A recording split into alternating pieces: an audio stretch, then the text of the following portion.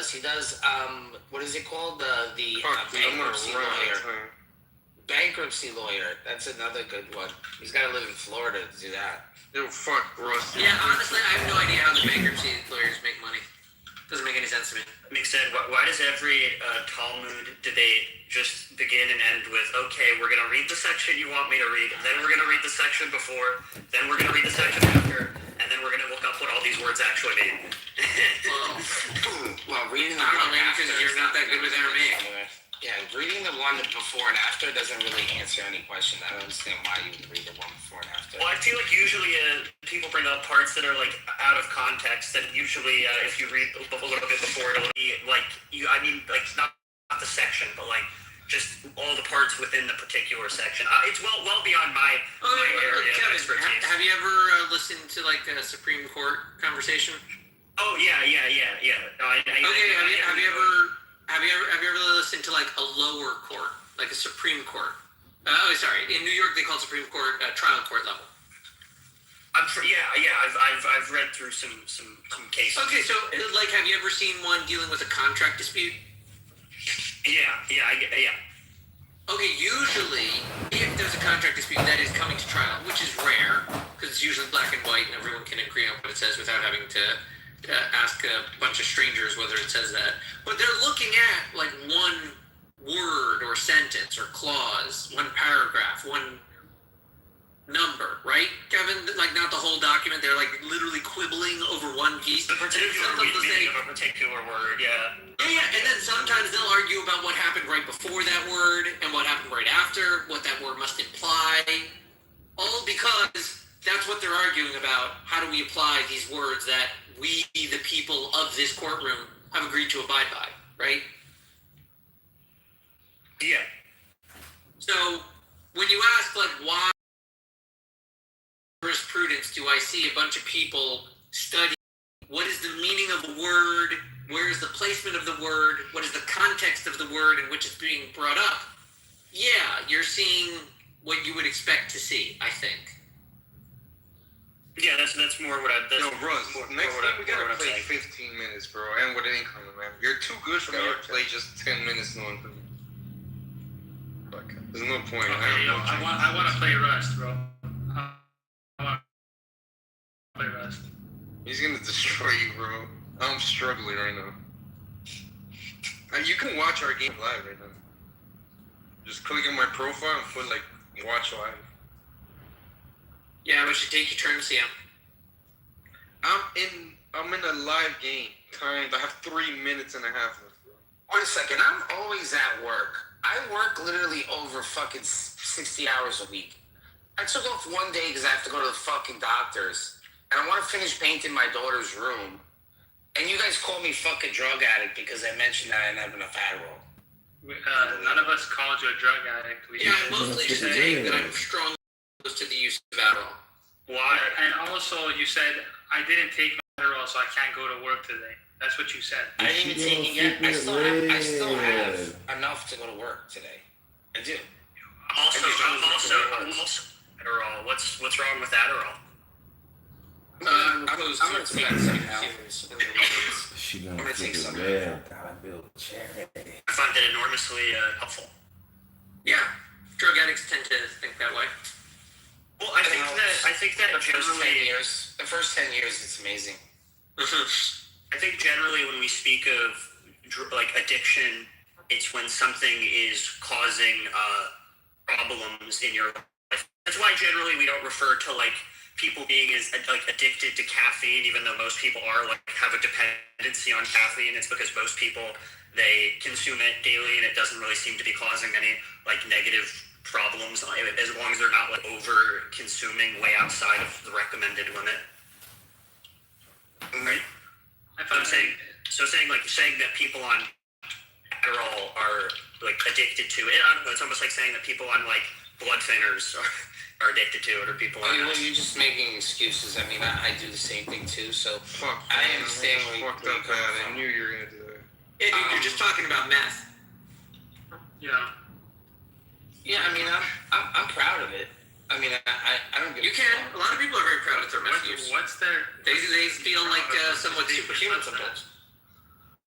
I think it's. I mean, comparing these two drugs because they're chemically similar, I think ignores how not only like how people use them, but how like the specific mechanics of the difference between like snorting and smoking something versus like orally consuming something in like a prescribed dose that's released over an extended amount of time. I mean. Oh, so you're on the Vyvanse? You're on Vyvanse? Remember when they marketed No, I'm on IRs. management? I'm on IRs, but I'm just saying. The salts. The salts. Yeah. Okay. Do you remember when they marketed for the sake of improving medical outcomes, pain management?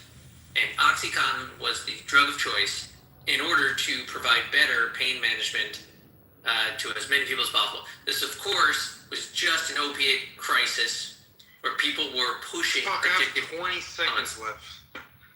Oh, see, I can't play these games, bro. They can follow all of the same principles without having as negative consequences as like heroin dependency, but they can just be a marketable version of meth that everyone says they're okay with taking. Yeah, and then the question is, why is meth any kind of a problem if done out of sync with whatever you're claiming is the correct amount of meth people should be on? Well, I think that the issue with meth, well, there's a few issues. One, it's like when it's consumed, it's a much more immediate, powerful feel. I mean, I've never done meth, but from what I've been told, it's a very immediate big hit followed by a fairly quick come down. So there's a high propensity to like re-up and just keep taking additional doses. Also, not to mention that there's like a greater degree of euphoria, allegedly. Like when I take my prescribed 10 milligram Adderall dose, I don't feel particularly. Oh, you're on 10?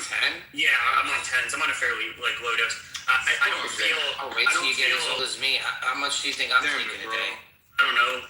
Are you on IRs or? Drugs is like you. I'm up to 60 milligrams a day, my friend. Yo, nobody cares about you fucking drug addicts, bro. So you're at the baby stage. You're at the fucking baby stage when you've been doing it for over 20, 30 years. Do you ever take breaks? Like, do you take it on the weekends? See, so that right there, what you're gonna do to yourself is if you don't consistently, actually, let me take one right now since we're talking about this. Yeah, Simon, do one Hold on a second. Yeah, I'll challenge you right now, bro. What you're gonna do to yourself is put yourself in a sleep coma. That's what you're gonna do. I haven't experienced this sleep coma that you. What do you want? talking about? Yeah. So if you don't want to take it on the weekends, which listen, hey, Yeah, 10 or anything below is okay. yeah, if you don't want to take it on the weekend, that's perfectly fine. All you're doing is you're gonna put yourself into a sleep coma, and then when you take it on Monday, it's just gonna hit you twice as hard as it did before because you took a break from it. Instead of sustaining yourself even on the weekend, even though if you don't feel like you do need it, you should be still taking it. My medical provider told me that I don't need to take it on the weekends, so. That's listen. Yeah. Case by case service. I'm not going to tell. I'm not a doctor, but as far as I'm concerned, if you're given medication, you should take it as prescribed. Yeah, I was told I could take it as needed. Maybe you have a different. I think it would be helpful to not take something like every single day. I feel like that could help reduce dependency and prevent you from. There's probably a trade-off of taking every day versus not, but I think the benefits of not doing it every day are reduced dependency and also reduced how old are you? tolerance.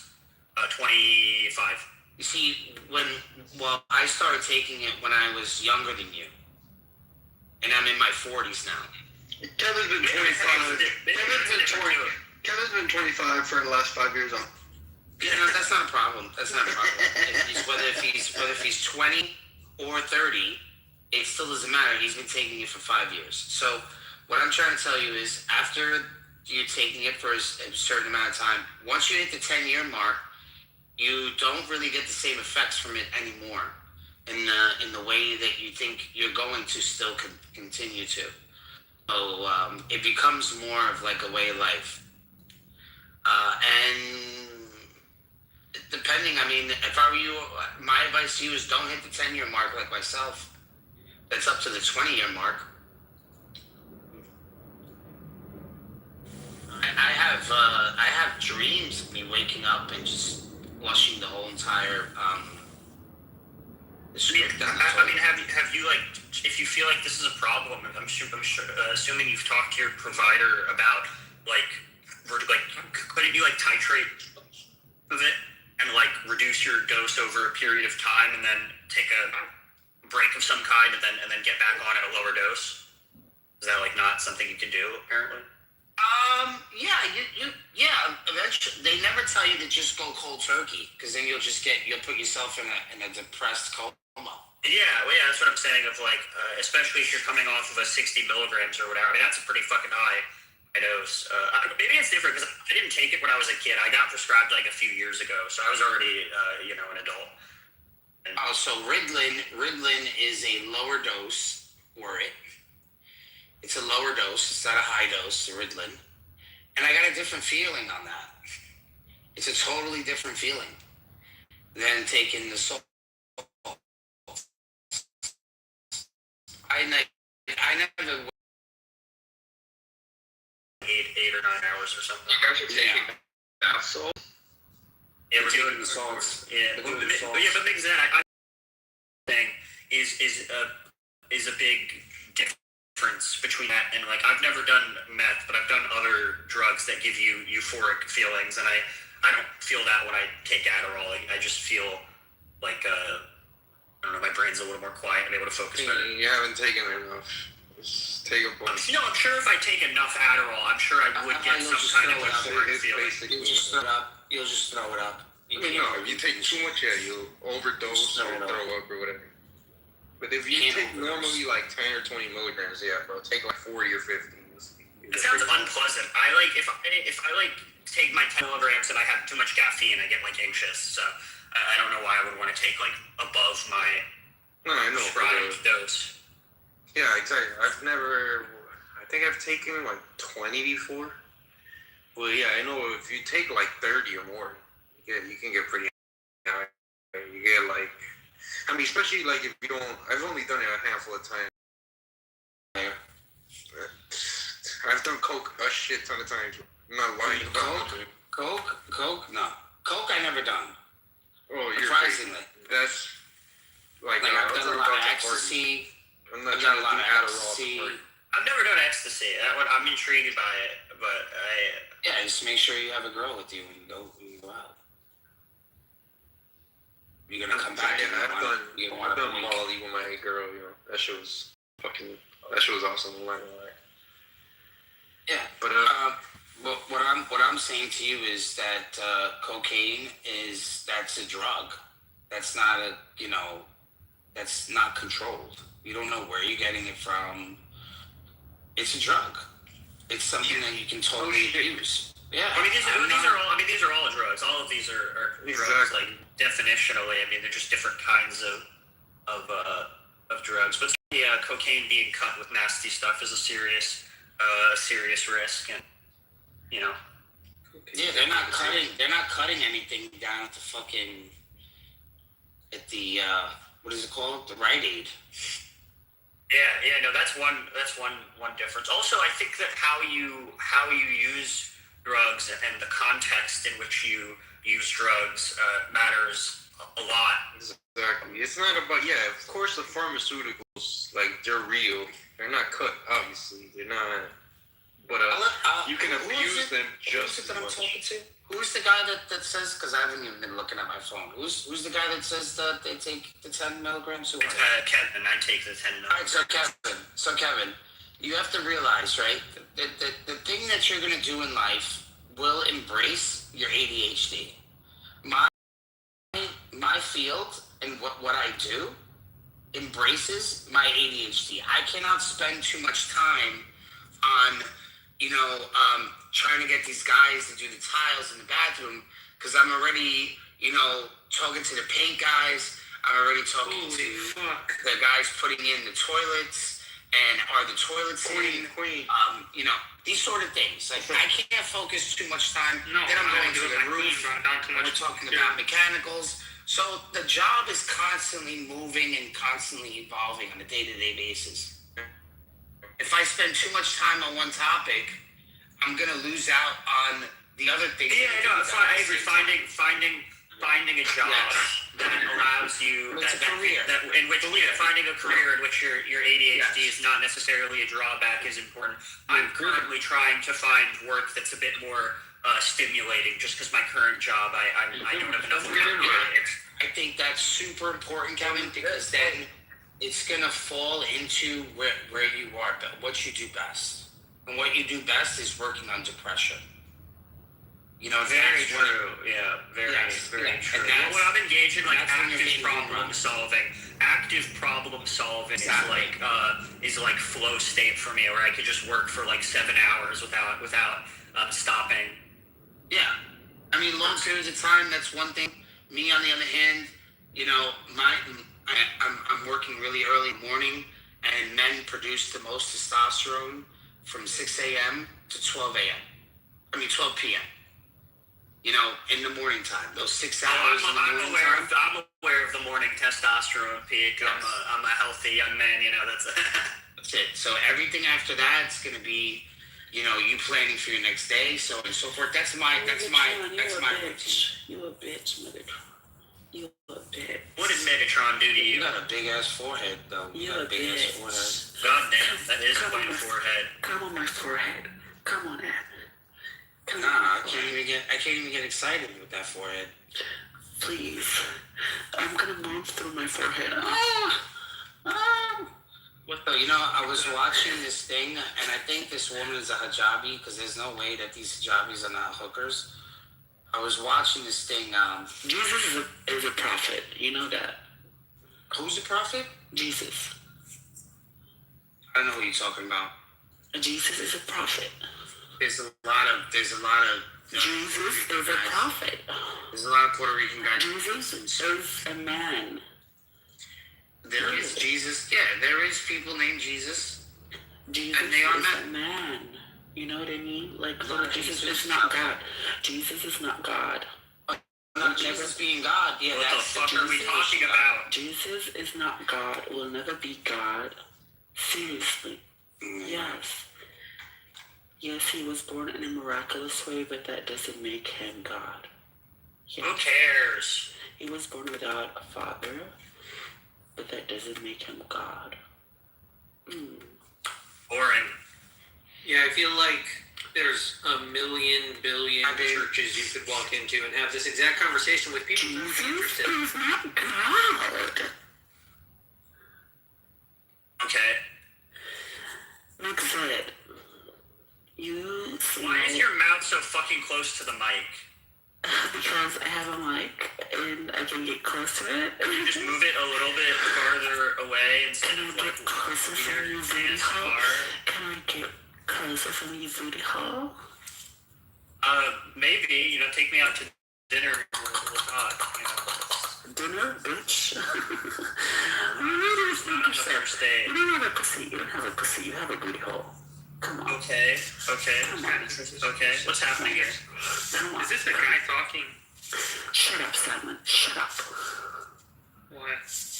This is what happened when they defunded the mental health institutions in the 80s and just put all these people in No, Kevin, this is your precious postmodernism in action. This is postmodern. Is it neo-Marxist postmodernism? Yeah, Or just regular postmodernism. This is the fruit of capitalism.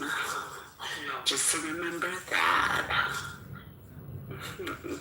Are you talking about this app or your Shut up, format? shut up, shut up, bitch. Shut up, bitch. You shut up. Yo, this is just utter destruction right now.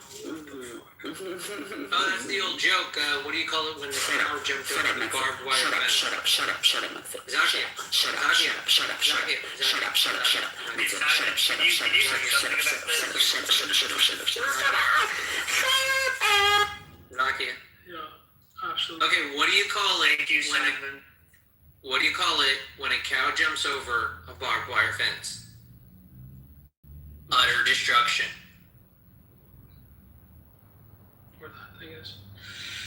Holy shit. You know what happens when the cow hurts its legs on the barbed wire? What? It becomes ground beef.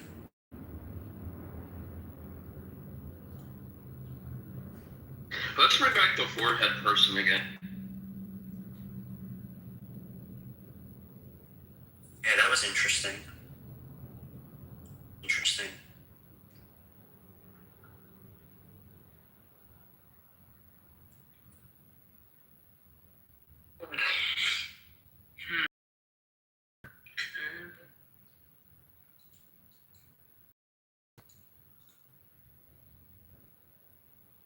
What are you always clicking at, Simon? You're always clicking fucking something. What are you clicking?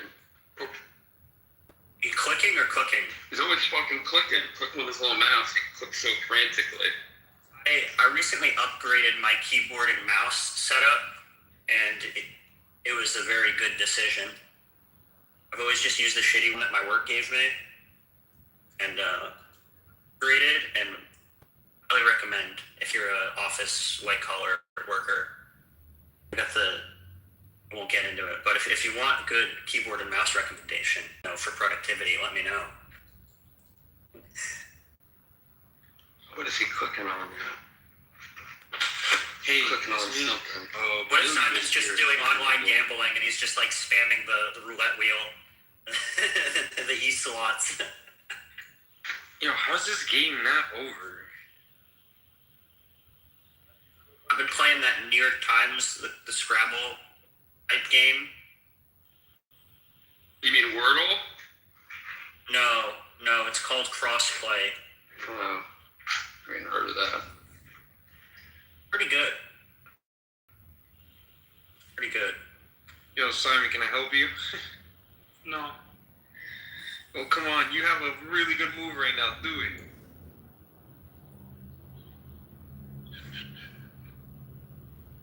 Come on. It's not even that hard to see.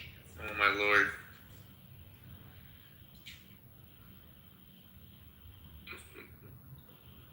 Damn, you got it. Good shit. I just wanted to see if there was an alternative because I was looking at another move. Because he has another move, but we'll see what he does.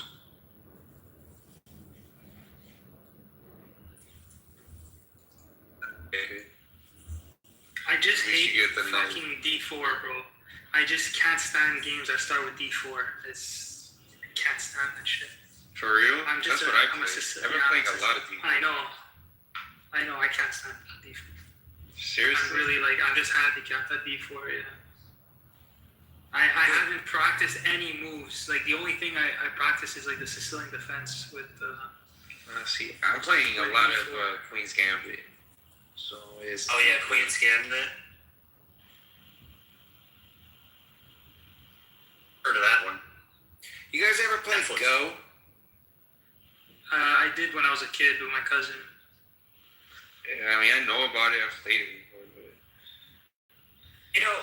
Why, how do you guys feel about the distraction discourse? I feel like whenever anything happens in the news, people immediately assert that it's just a distraction from another thing that's also in the news. I don't even know what that means. You don't know what that means? You don't know when people say, this is a distraction from that. Like the Iran war is a distraction from the Epstein files. I heard that the Epstein files were distraction from the Iran war. I know, right? That's what I'm saying. Everything's a distraction from something else, Maybe just multiple things happen at the same time sometimes. Yo, it's not... Yo, Simon, maybe you should have moved your queen to where your rook is. Had he played that move, that would have been checkmate. Hold on. Yeah, it's too late now. No, that's where you're clicking on little chess pieces. That's where you're always clicking at. It shouldn't take that much clicking.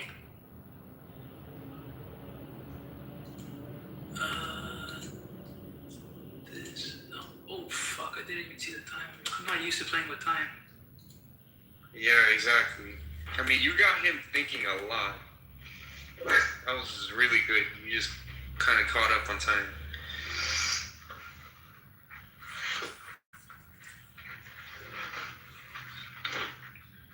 Oof, that was good.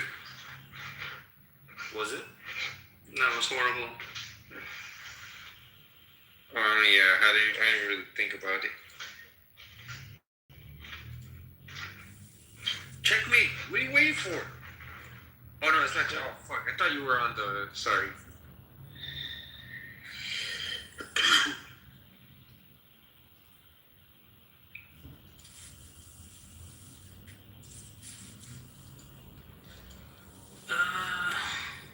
Damn, you would have been better off moving behind the rook, man. I'm listening to two people play chess. This is remarkable.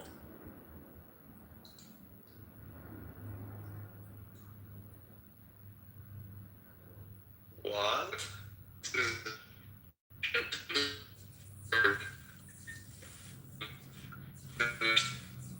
Is this a distraction from the Epstein files? Oh, It probably is. Fucking god, Jiro. Could you imagine if what if it's true when we did start the Iran war to distract from the Epstein files? Yeah, GG, bro. Wait, when's my resignation? Yeah, bro, I gave him my queen. What do you mean? Bro, I've been down like 7 points the entire game, bro. Yeah. No, exactly. I just saw like you kind of mounted yeah. a little comeback towards the end there, but Yeah. You should play poker instead of I do play chess. poker. I do play poker. Okay. I wanna play Simon in poker. How much you wanna play? Like cash or No, free for fun. what the fuck is point to playing poker for fun? Are you playing? Challenge. Hey, have you seen Molly's game? Yes. What Do did you you wanna play think of another one, it? bro? Yeah, why not? What do you think of Molly's game? From what I remember, it's okay. Mm. Sicilian defense. This is my whole preparation. Hey. Hello. Johnny, there's no black people in this room. Wow, what happened? I'm just kidding. McZed, I think it's your turn, bro. Y'all kicked all the black people? Yeah, Kevin made them. He's like, this is a Jew-only room, and he made them kick out all the black people. Yeah, it's exactly what happened. Thank you for telling me. Oh, Jew. Because he was too busy taking meth. Oh, okay. No, they too busy killing. Well, I fucked up the move worker. Nora, I find taking my medication to be very helpful, and you might find the same thing. You might find that taking your medication is also helpful. She ain't got to take medication. I know, just because you're addicted to your Adderall doesn't mean other people have to take medicine. No, that's totally fine. I think that people should talk to their own doctors and make their own. Don't worry, Kevin. I still have So the the recording of word everything you is- said. If the world end, you can't get your pills, what'll happen?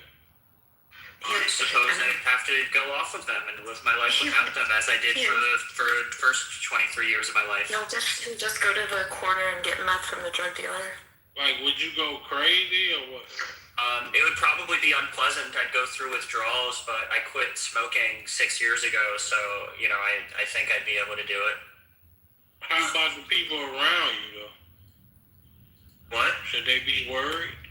I don't think the people around me should be worried. I have a good job with sick time. I could just use some of that to go through withdrawals. I could playing Rust again? check myself No, into a hospital, and Like, would you be a threat to them? That's what I mean. would I be a threat if the You sound very agitated. I think you might need to go to your psychiatrist and titrate your medication. What I mean is, you get off of it, will you be a threat to the I don't public? think so. I don't think I'd be a threat. Okay. Yeah, I don't take it usually a few days a week, and I'm fine on those days.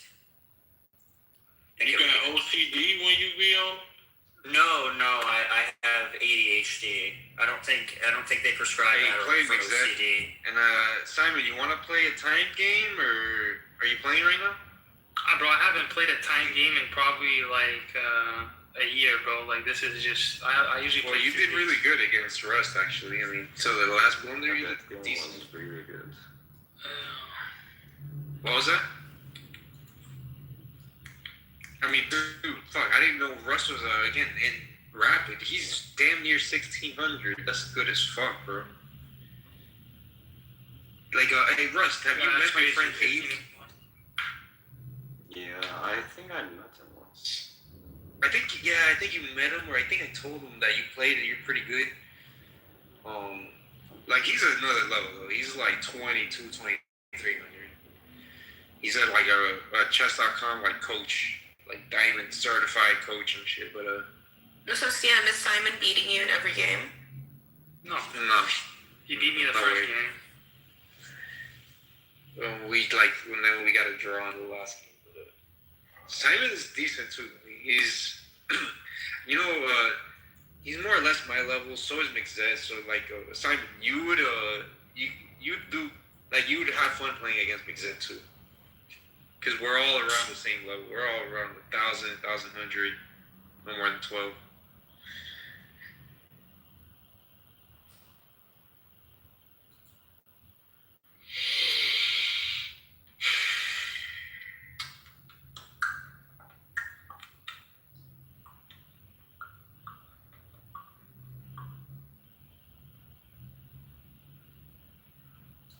When did you all start playing chess? What age? I actually started playing when I was in grade 1, so probably like 6 or 7. That's when my But like I cousins stopped because I was in the chess club. Were you beating people at 6 or 7, or were you just playing? My first tournament, I came second, but then after that, I just Same age or older? I never played. Yeah, it was maybe 6 months in, so probably 6.5 or 7 years. No. Were you playing people the same age, or were you playing people older? I mean, I don't remember now. I remember. What kind of tournament have you been?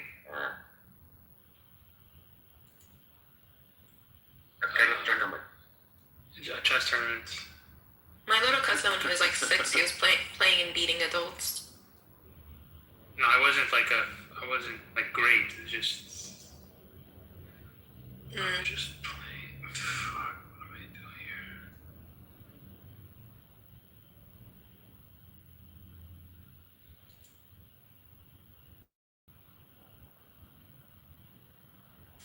See, imagine this being the other way around. Like, imagine the atheist down to the theist. They would just be crying the whole time. Let's make another room. Oh my god. No, I can't take this. This is so retarded. This is Megatron, you do have the power to end the room as your house. No, there's no fun in that. Why would I do that? Yeah, there is. I'm not mod abusing like Megatron, so. Let me see if I still have the power to end the room. You don't. If you're an admin, yeah, you do. But Let me don't. see. Why? Oh, Why? yeah, it does say that. But I'm not gonna do that. Why would I do that? They've had the ring for such a long time, though. I think Andrew never would do stopped that. you, but Andrew would do that. yo, what's weird? Andrew never really. So he opens public rooms, but he always like pins a link to his like I God's blocked him. I blocked him. I need to tell my. You know what I need to do, man? I need to stop dogmatically just going in those rooms because I'm just so used to always going in those rooms. So if I told myself, I said, listen, if they don't need to be in those spaces, right? I was like, I just need to block them. And I'm not gonna lie, like, house is so much better. They're really not good places to be in. Event this guy. If you notice, right, this 7-day event, this guy is there just to trigger every single theist. The black dude? Yeah, he's only there to trigger us. He is there to mock, there to just mock us. He hates Catholics. He hates Eastern Orthodox. And this is his view. And then he has his buddy there, Converse, the other heretic, that wants to Converse stick in is that Catholic. apostolic room. Isn't Converse Catholic? He's Christian. I don't know if he's Catholic. I think he's a wannabe Hebrew Israelite. Oh. He's a white Hebrew Israelite. He's closer to like evangelical or whatever. Yeah, man, he's no Catholic.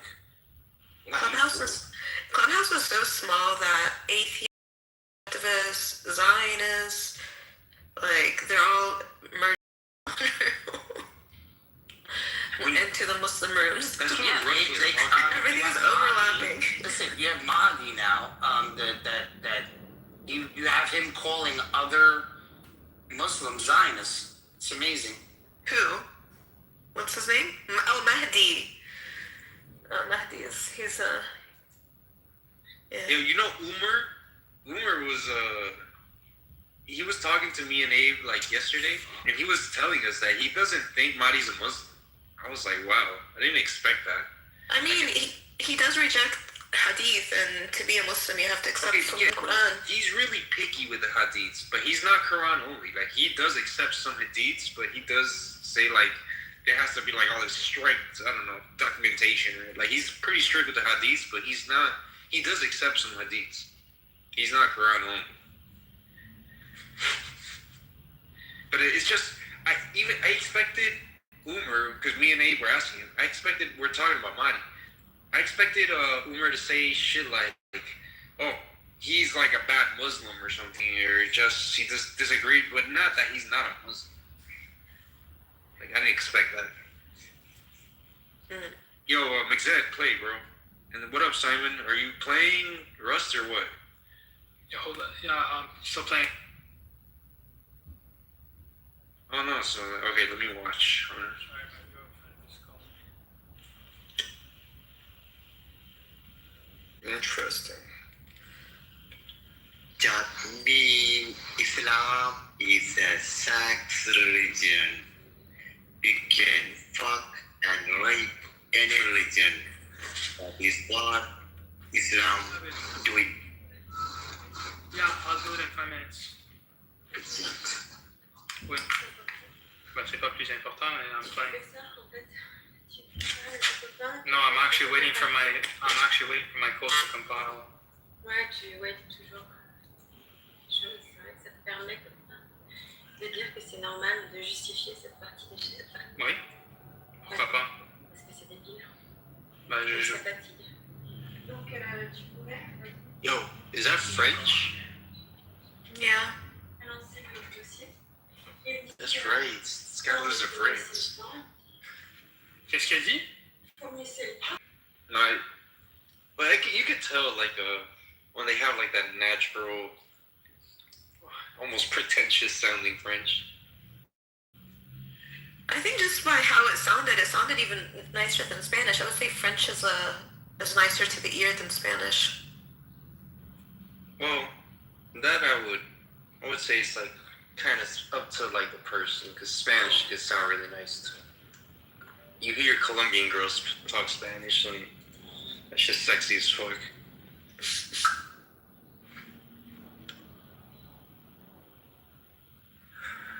Oh, so stupid. That would have been a good game. I mean, dude, you're doing really good. Just Anyway, I'm not the type of Christian that he is. That Andrew and the things that he promotes. I'm not a 7-day Adventist. Megatron, are you mad at what Trump did? I don't care what Trump did. Okay, so you're not offended like the other Catholics and Christians? No, he's not a Christian. He's not a Catholic. But you know what he did, right? You know what he did, right? What did he do? He depicted himself as Jesus. Okay. So does the Pope. No, he's not putting the Pope doesn't do that. Seeing the outrage from Christians online because it's like, good, I'm glad that they have like a standard where they're not like, oh, everything is fair game. ooh. You all know what I'm talking about. You saw the photo, right? Or the quote meme, whatever you want to call it. No. There's people that depict themselves as Jesus all the time. I mean, there was someone in here telling us that he's not God, or he's this, or he's the other thing.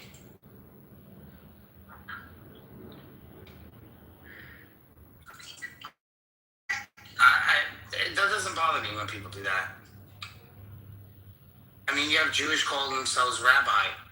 Jesus called himself rabbi. Am I saying that they're wanting to be Jew? They're wanting to be Jesus? Russ is winning all these games on time, bro. That's ridiculous, right? No, what Trump did was pretty blasphemous, and it's good that people are calling it out.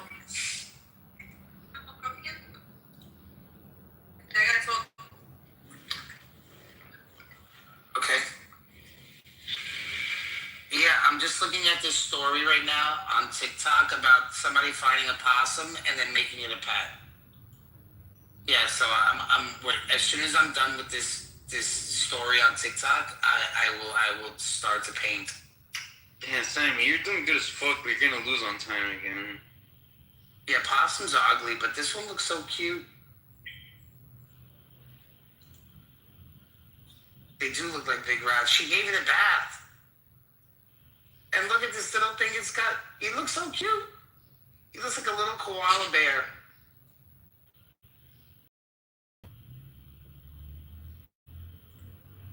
I'm sorry, babe. It's just, you know.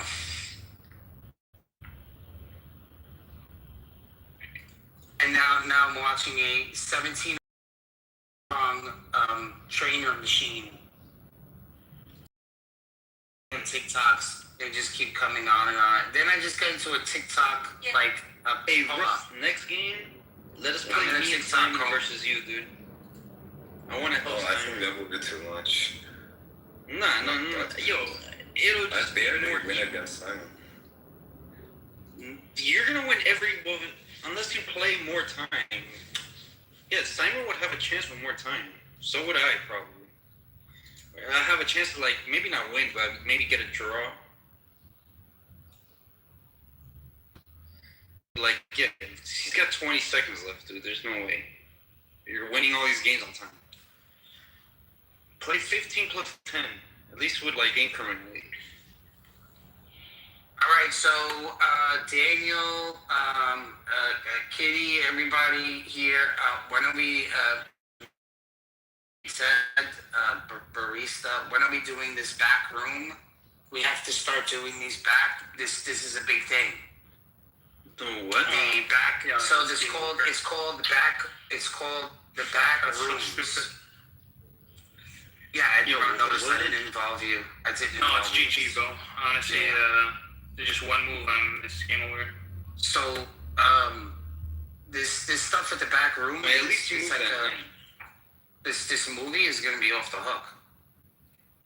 This is like a real sort of thing. Like they've actually been talking about this for a long time. I think it's an amazing. Yeah, what are you waiting Play this for? till the end, but It's a hard positional unit still. What are you talking about? You have a free night.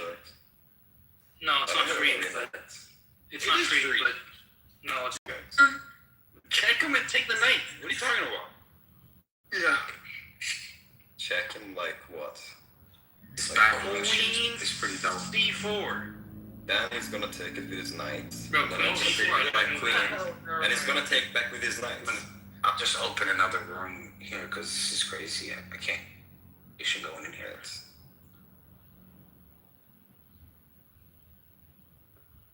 I mean, Simon, you need to, if you want to keep playing, you gotta, as soon as he moves you need to move, because you got 17 seconds.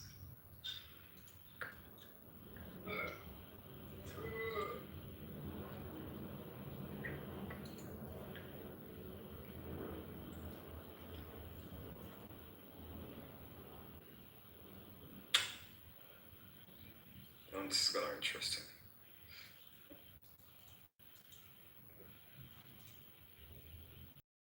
Competitor Simon, you have to play for money to be competitive.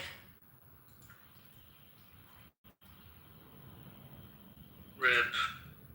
Move. Oh, I was gonna move C3. Yeah. Hey, Russ, let's see, bro. Okay. How are we gonna do that? Okay, I gotta go and make supper. I'll be back. Oh, you gotta go. Or I'll, fine. Mixed, unless you're gonna play, I'm gonna play Russ then. You there, Mixed?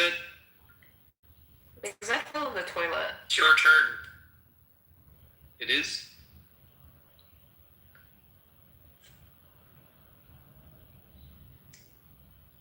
Oh, surprising, this time is really solid. Like, even though I get an advantage, this is the positional advantage to gain back the piece. And it doesn't like take a couple of moves. It takes like 15 moves to get back the advantage, and it does it.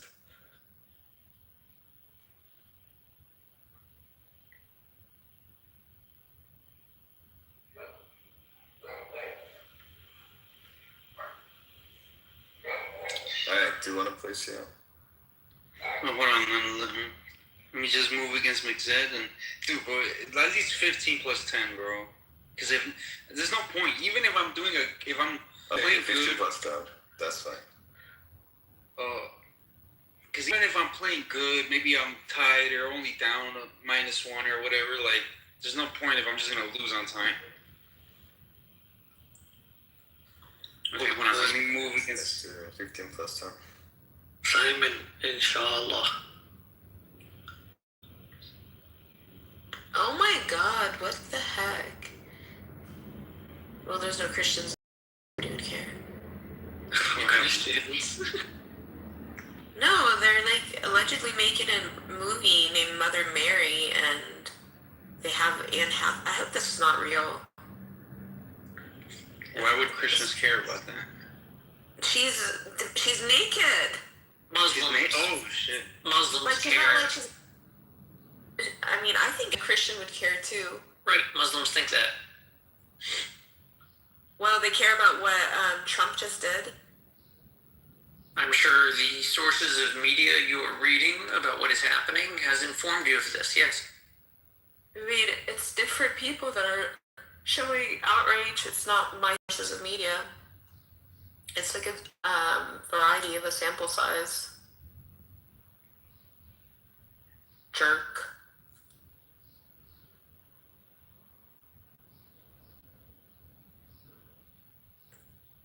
Of course you wouldn't care. It's your people that are making this movie.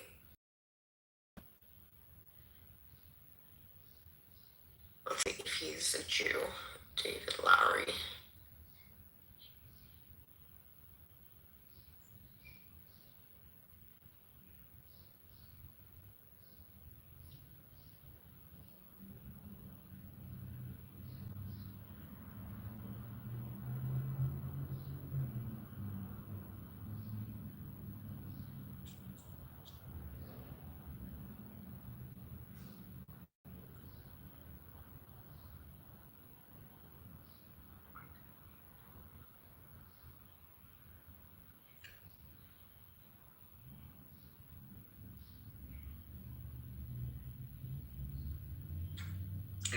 Okay, McZed, I moved. Go ahead.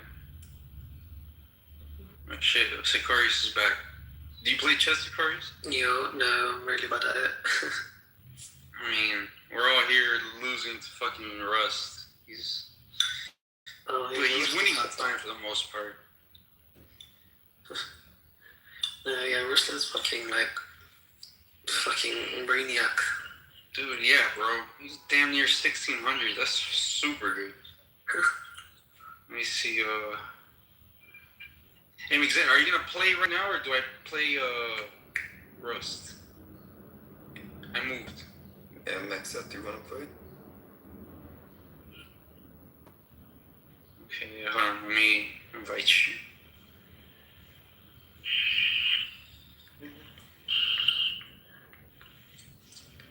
Wait, why is Simon's rating 980 or something? I don't think he plays that much.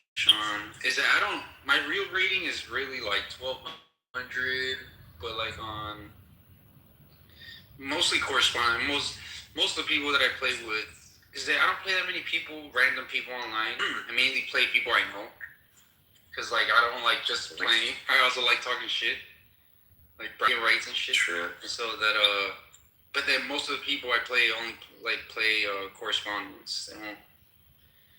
Well, some of my friends in real life, like, we play while we're at work and shit, so they don't take they think like a 15-minute is gonna take like half an hour, which technically could take up to like half an hour. Alright, yo, McZed, are you gonna play or not? Do I play Rust? Okay, I'm listening. Can you give me like 2 minutes? I'm smoking right now. I gotta get back into play. Okay. Yeah, I can't believe you had chess.com this whole time. Should have. I don't have it on my phone. It's only on my like I use it on the browser. But wait, I mean, you can get chess.com on Android, right? I have iPhone. Oh, then of course, then you can get chess.com on that's what I have. Yeah. I don't like chess.com in general. Why not?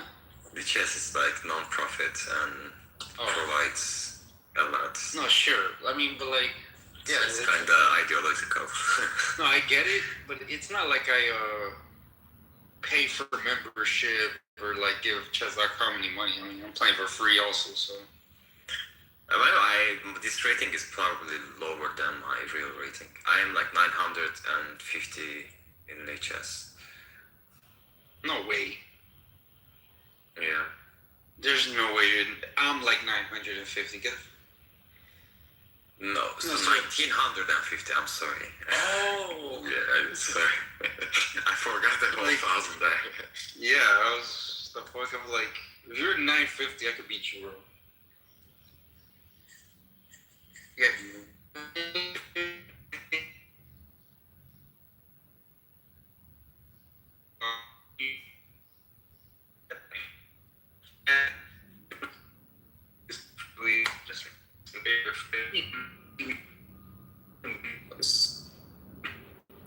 Is it CM or my connection? No, that's him.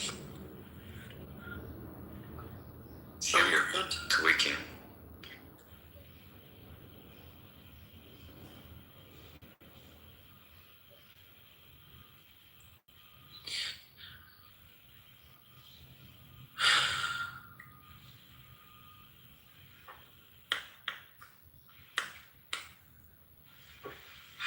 Damn.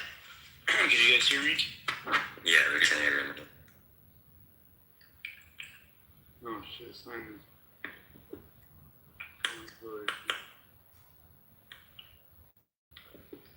Yo, making Z, what up?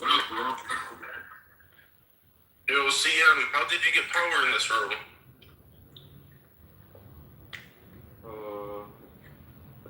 I'm like a moderator now. I'm a leader in this club now.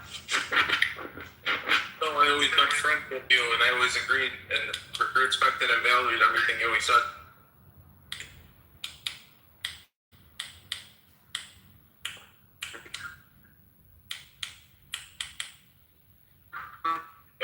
That's only the stuff that agreed with me.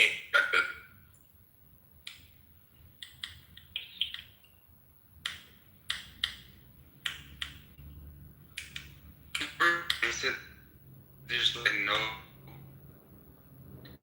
Shiva and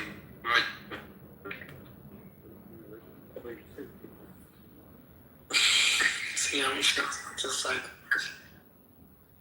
What was I'm joking. Your mic is. I'm ready. Yo, what happened, Carl? What the fuck did I do? Hey, do you play chess puzzles? You keep dropping out, bro. But yeah, you're back now, I think.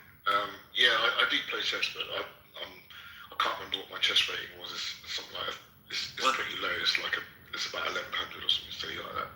Well, that's decent. That's what me and McZed are. Yo, I'll cook both of you guys in chess. dude, that's what this room is about. What's it called? I came for Simon's objectivism in his brain or something. Oh yeah. No, we actually made some progress. For the first time, I made some progress with Simon. Like, so he kind of got me to concede morality's. It's not even conceit. I mean, I would always say that morality's contextual, or like it's based on, because he's like, he's using all these weird ass terms like, it's about your relationship to facts and this, and I'm like, bro, what the fuck? Like, it's all like I hope he's here. Simon, come up. And I'm just like, okay, let's just call that context, and then because obviously I'll agree to that, and then Because, dude, I mean, he's talking about, again, he's calling drinking water like anything that's good or bad to him is like, has a moral dimension to it. So it's like, breathing is good, therefore breathing is like morally good. Or like not drinking water is bad, so that it's not drinking water is immoral and shit. I'm like, bro, this makes no sense. Yeah, that sounds problematic. It's fucking not problematic, it's retarded. So I got him to agree that, so he got me to agree, quote unquote, that it depends on context, but I would have always agreed to that. And then I got him to agree that, again, that it has to be related to, like, people. And I'm like, all right, and like I told him, you have to define your moral universe, or that's what I'm calling it. Like, for example, who you consider your moral agents, and then objects or things or people you consider to have moral worth. Like, you have to define that, like, so obviously for me, moral agents are people. But then things that have moral, like, value, I would say animals, obviously. And then I thought about it even further. So animals a little less than humans, of course. And then even then, I was even saying, I would even say something about, like, the environment. Like, I would say it's immoral to just dump Can you poisonous please tell me chemicals. what was the topic from the beginning? No, bro, hold on. It's like dump to the acres. Dropping out again. Food. The absolute food. You dump food. Yeah, you're back again. Lost the last 10 seconds. No, so I was just saying about like the moral hierarchy, for example, that I was saying obviously is humans at the top, and then like a little bit under that are about animals. Yeah, then animals. Because I'm trying to tell him, because he's again. And then you said something about dumping pollution in the environment. I would also say it like, yeah, exactly, dumping waste into like a lake for no reason or whatever is kind of immoral as well. Like environmental shit. Yeah, I think normally what I would say is like it's normally like interactions between conscious beings. So like you could look at like dumping pollution in the water would affect other conscious beings. Like exactly, it would affect other humans and other animals. Yeah.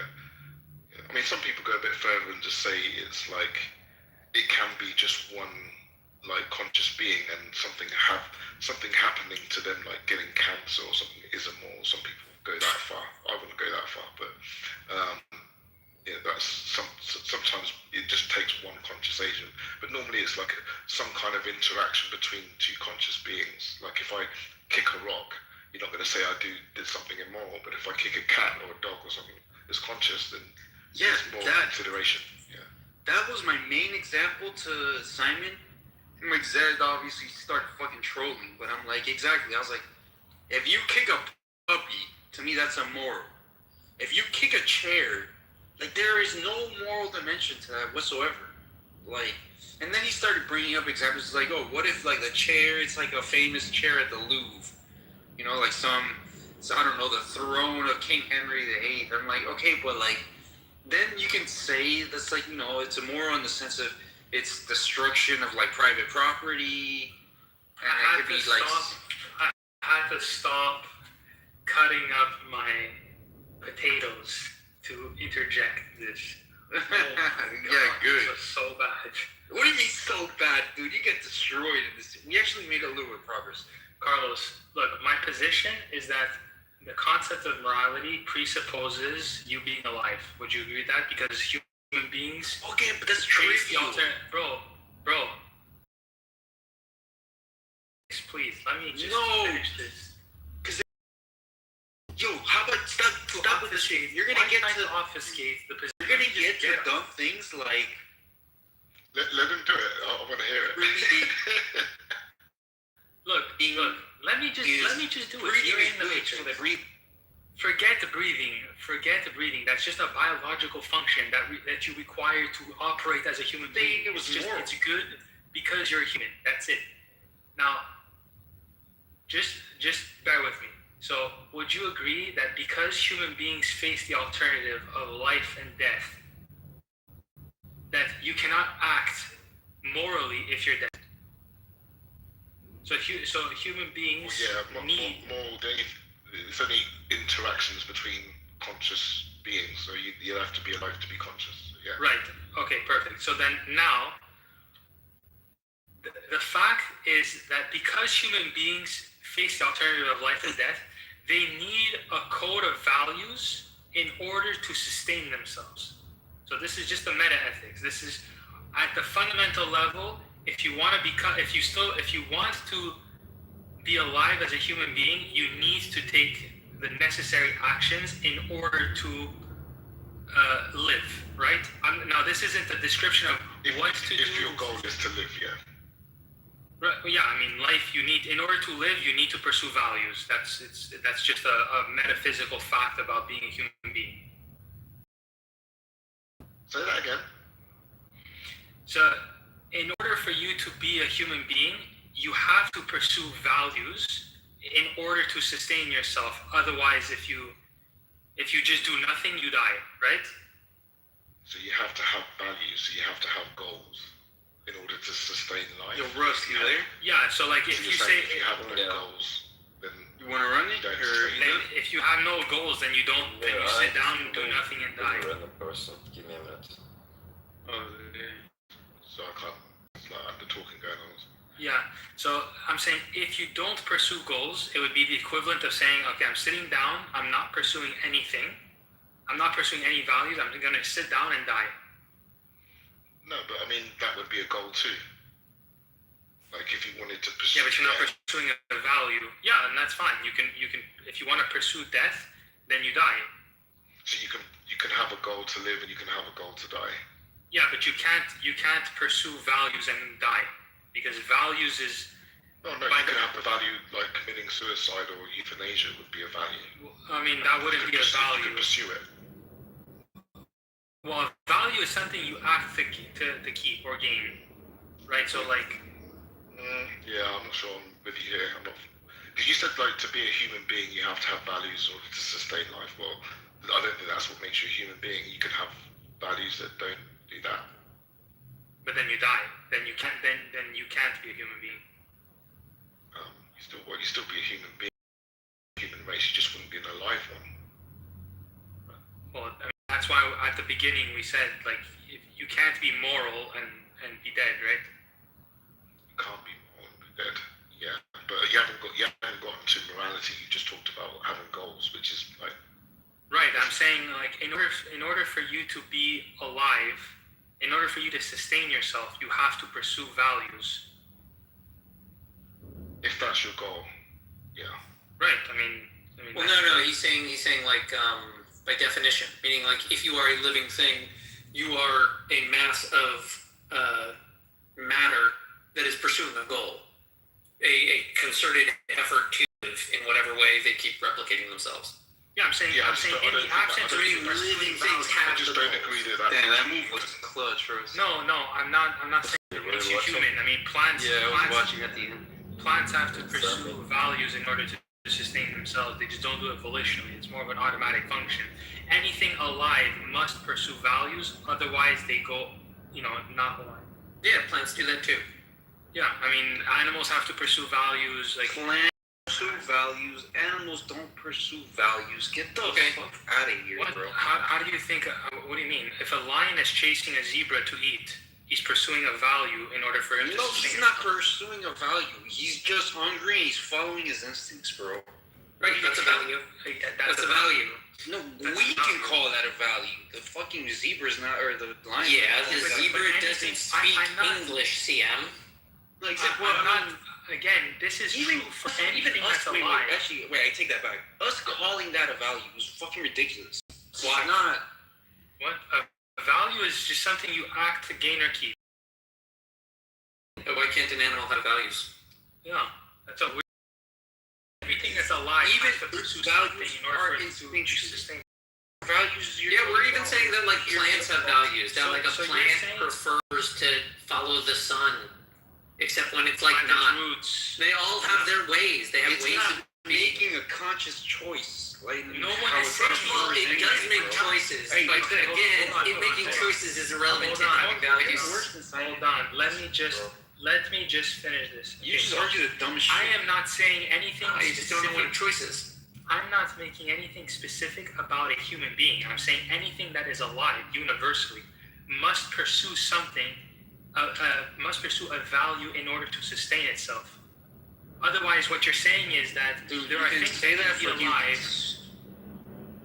You can say that about anything that's alive. Nothing that is alive can just merely wish itself to the necessary things for it to live. Nothing. Otherwise, I mean, maybe you can give me something, but dude, and again, you can say that for humans. I might grant it for humans, but again, I'm making the most almost a trivial point, like saying it's the value to want to survive. I'm making sure the fundamental base of what I'm explaining, we can agree with. I'm inductively coming to these conclusions. So if you and I disagree about something way down the line, instead of having to go down and explain everything on how I derive morality, objective morality, then you're building it up with me. I can take you down that ride.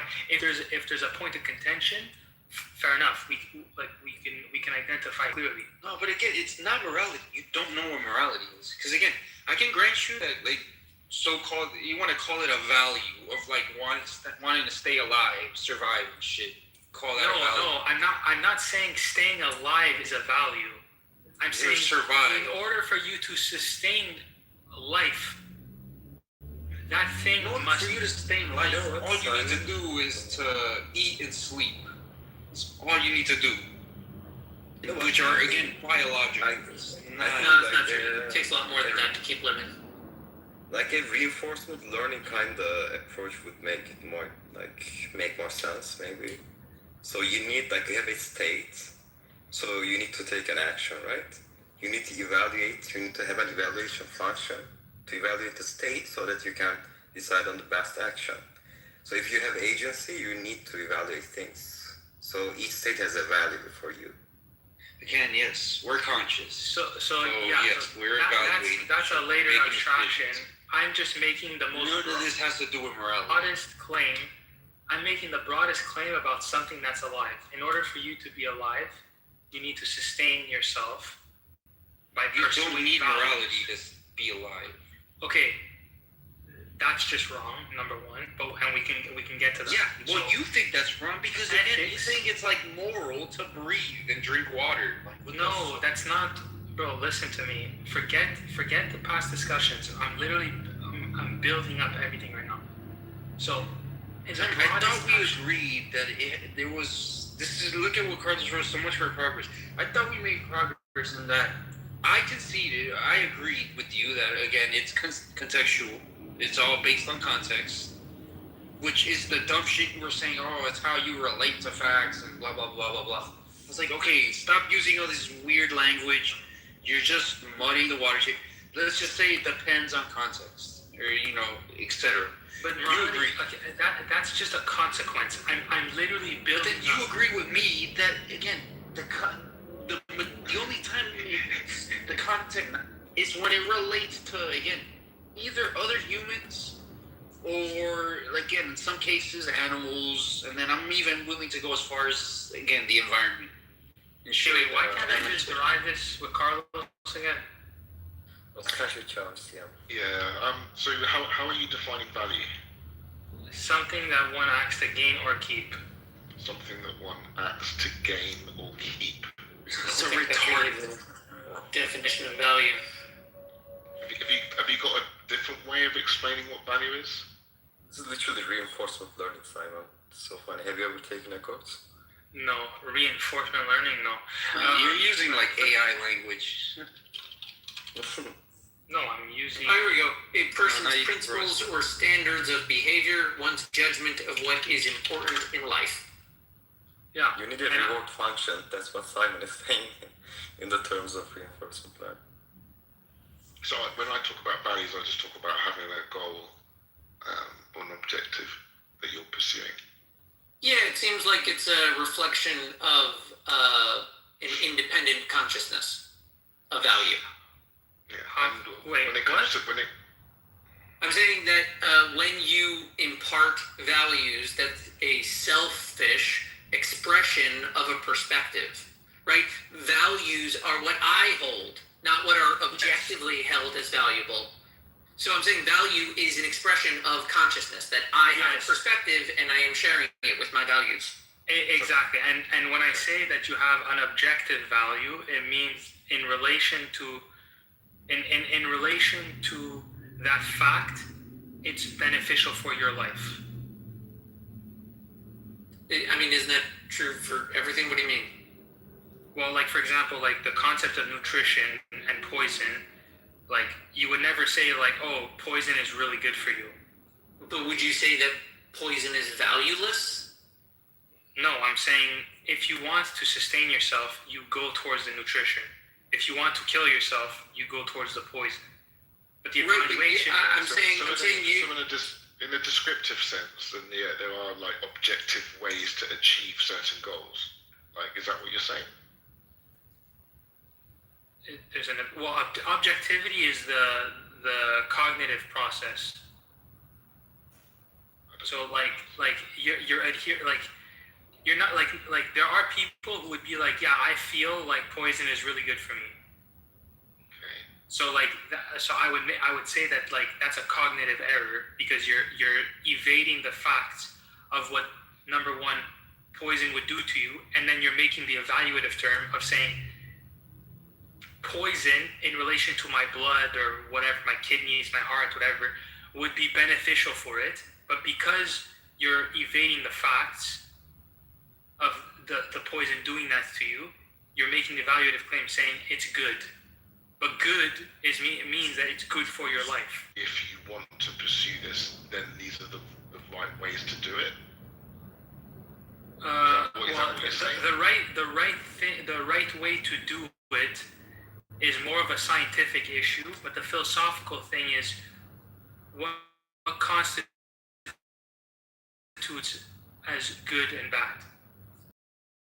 To identify because it's not like we're just born with understanding nutrition and what's poison. So you have to identify what those things are. What that. I mean, doesn't our body naturally understand it?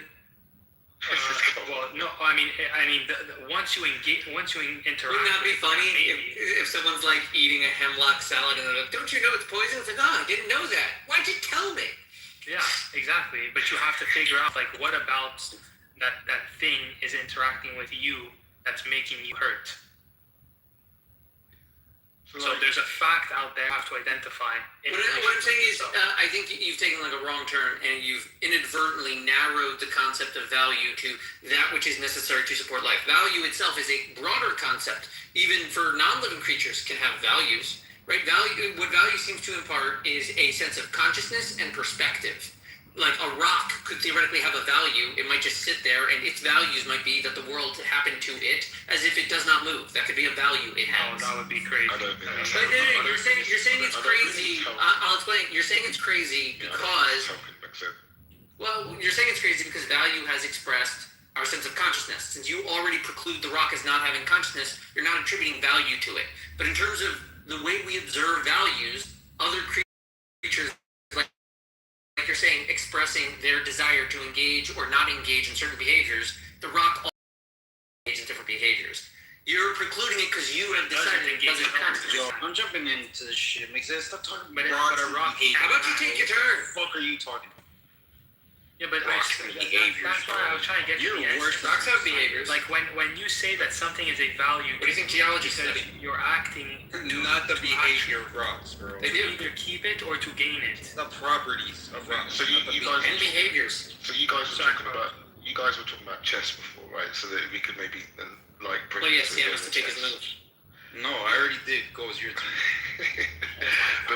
but obviously you might say that there's like an objective way if you want to win a game of chess. So like objective moves or correct ways to win and ways Nope. to lose. Is that? And then you have Most that chess is value. won by one side making a mistake. So you start off with a value that you want to win, or you have this goal of winning. I would say that's more of a goal. Yeah. but I think values and goals are the same. So what's the difference for you? I don't know if they're the same. A goal is purposeful action, whereas a value is just something that you actively go and pursue. They sound like they could be both. What's the distinction? Between goal and value. Yeah. So a goal is that you have, like, you've identified what the value is, and then you go and you have purposeful action to achieve it. Whereas a value, you're saying, this is what I'm trying to act to keep it. Yeah, I'm not sure that there's a meaningful distinction there. I don't know, maybe you might need to work on that. I don't know. Like, I'm not getting it anywhere. I don't know if anyone else is. Simon's definitions are like the worst thing I've ever heard in my life, dude. Rude. Simon, do you want to use like reinforcement learning terminology? This is literally what you're describing, by the way. Can you like check my photo? This is like very, very basic, like nothing technical at all. So. That's the entire point. I'm inductively coming to my morality. I'm not going to go into the most. No, what I'm saying is like, for your case, value is policy, right? And goal is like the end state. You know what? That's a good point, actually, Russ. He is trying to describe morality as like, like mechanical or like algorithmic, the way like a reward function works for AI. He kind of is. Yes. That is what he's attempting to do. It's like a descriptive notion of morality rather than normative, I think. That's what morality is. Yeah, and that's 100% correct.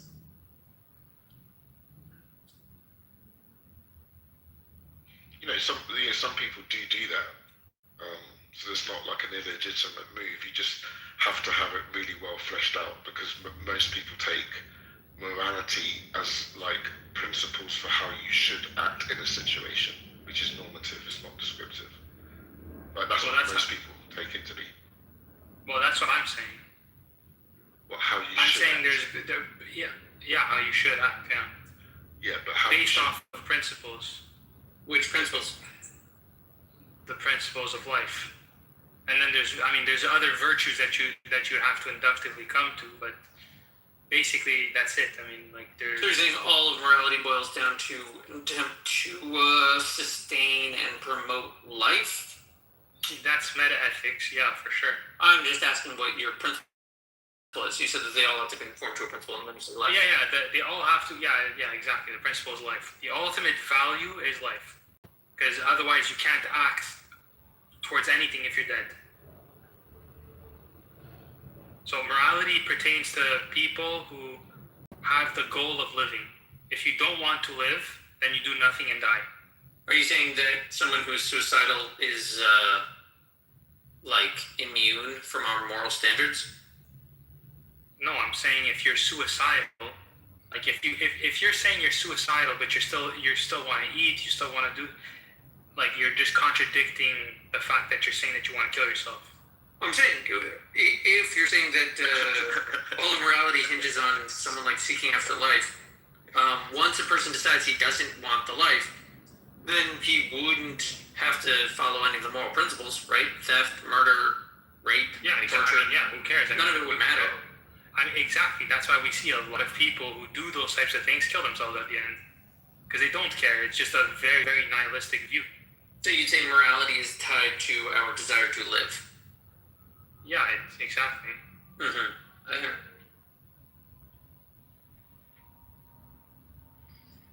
Yeah, it's your turn, Mixed.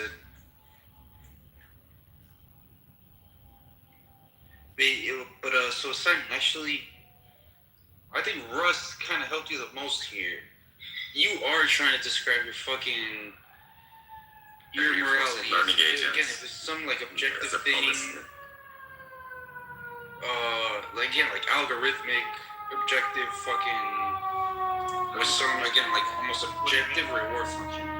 I don't think it works, and it makes you say weird stuff. Like again, like you talk about things that are not moral But agents. if you think about it, like morality is about decision making, no? Yes. Decide on which action to take. Well, Yes. sure, it is about decision making, but again, it's about game decision theory. making with respect to things in the so-called what I'm calling the moral universe. Like it's not your decisions to how you like treat a chair. It just doesn't count as moral. But I wouldn't say that it doesn't count at all. I mean, like once you talking to you, bro. You're just I'm saying, well, no, you could take your turn and then you can talk. arguing for no reason. I'm not arguing for no reason. Make your move and shut the fuck up. Yeah, take your turn. But I was gonna ask something. How do you address the Israel gap? That might help. Yeah, so every is implied. I'll go a step further. Every is implies an ought, right? Because human beings face the alternative of life and death. You can't just magically wave your wand and say, "Oh yeah, the most lethal poison on the planet feels good for me." So like, you can't pursue things that just would kill you. Okay, is So this like, how you? the fact that you are a human being implies How does how Ayn you Rand have to act. Here is. I don't think neither you or Ayn Rand saw the Izok thing. What are you talking about? She was way after him. Yeah, but no, but he's saying like It's your turn. because I've said that she has solved the is-odd problem by correctly identifying that face the alternative of life and death and like willy-nilly say anything is good for you. So the fact that you are something that can die implies the things that you need in order to survive. You need to pursue the things to survive. These are all correct principles. Very good, Simon. Fuck, hey John, bro, they told me you are streaming. You fucking lied. This son of a bitch. I didn't even kick him, but if he comes back, I will.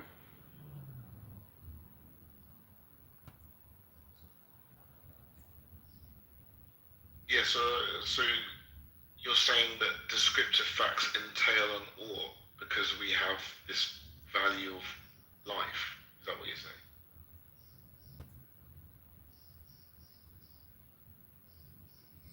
So what were you saying? I was quoting something. Yeah, so like the descriptive facts entail an ought because we have this value for life. Is that what you're saying? No, I'm saying like the metaphysical fact of you being a human being with a particular nature and alive requires, in order to sustain yourself, requires a certain course of action to be pursued. Right. Okay. So if I murder someone, like that doesn't affect my life necessarily. Or it might not affect my life. It might even improve my life. Right. Then decline my challenge. So again, that's all Yeah, hold on, contextual. That's not I'm the playing type against of Big Sid right thing now. that I'm talking about.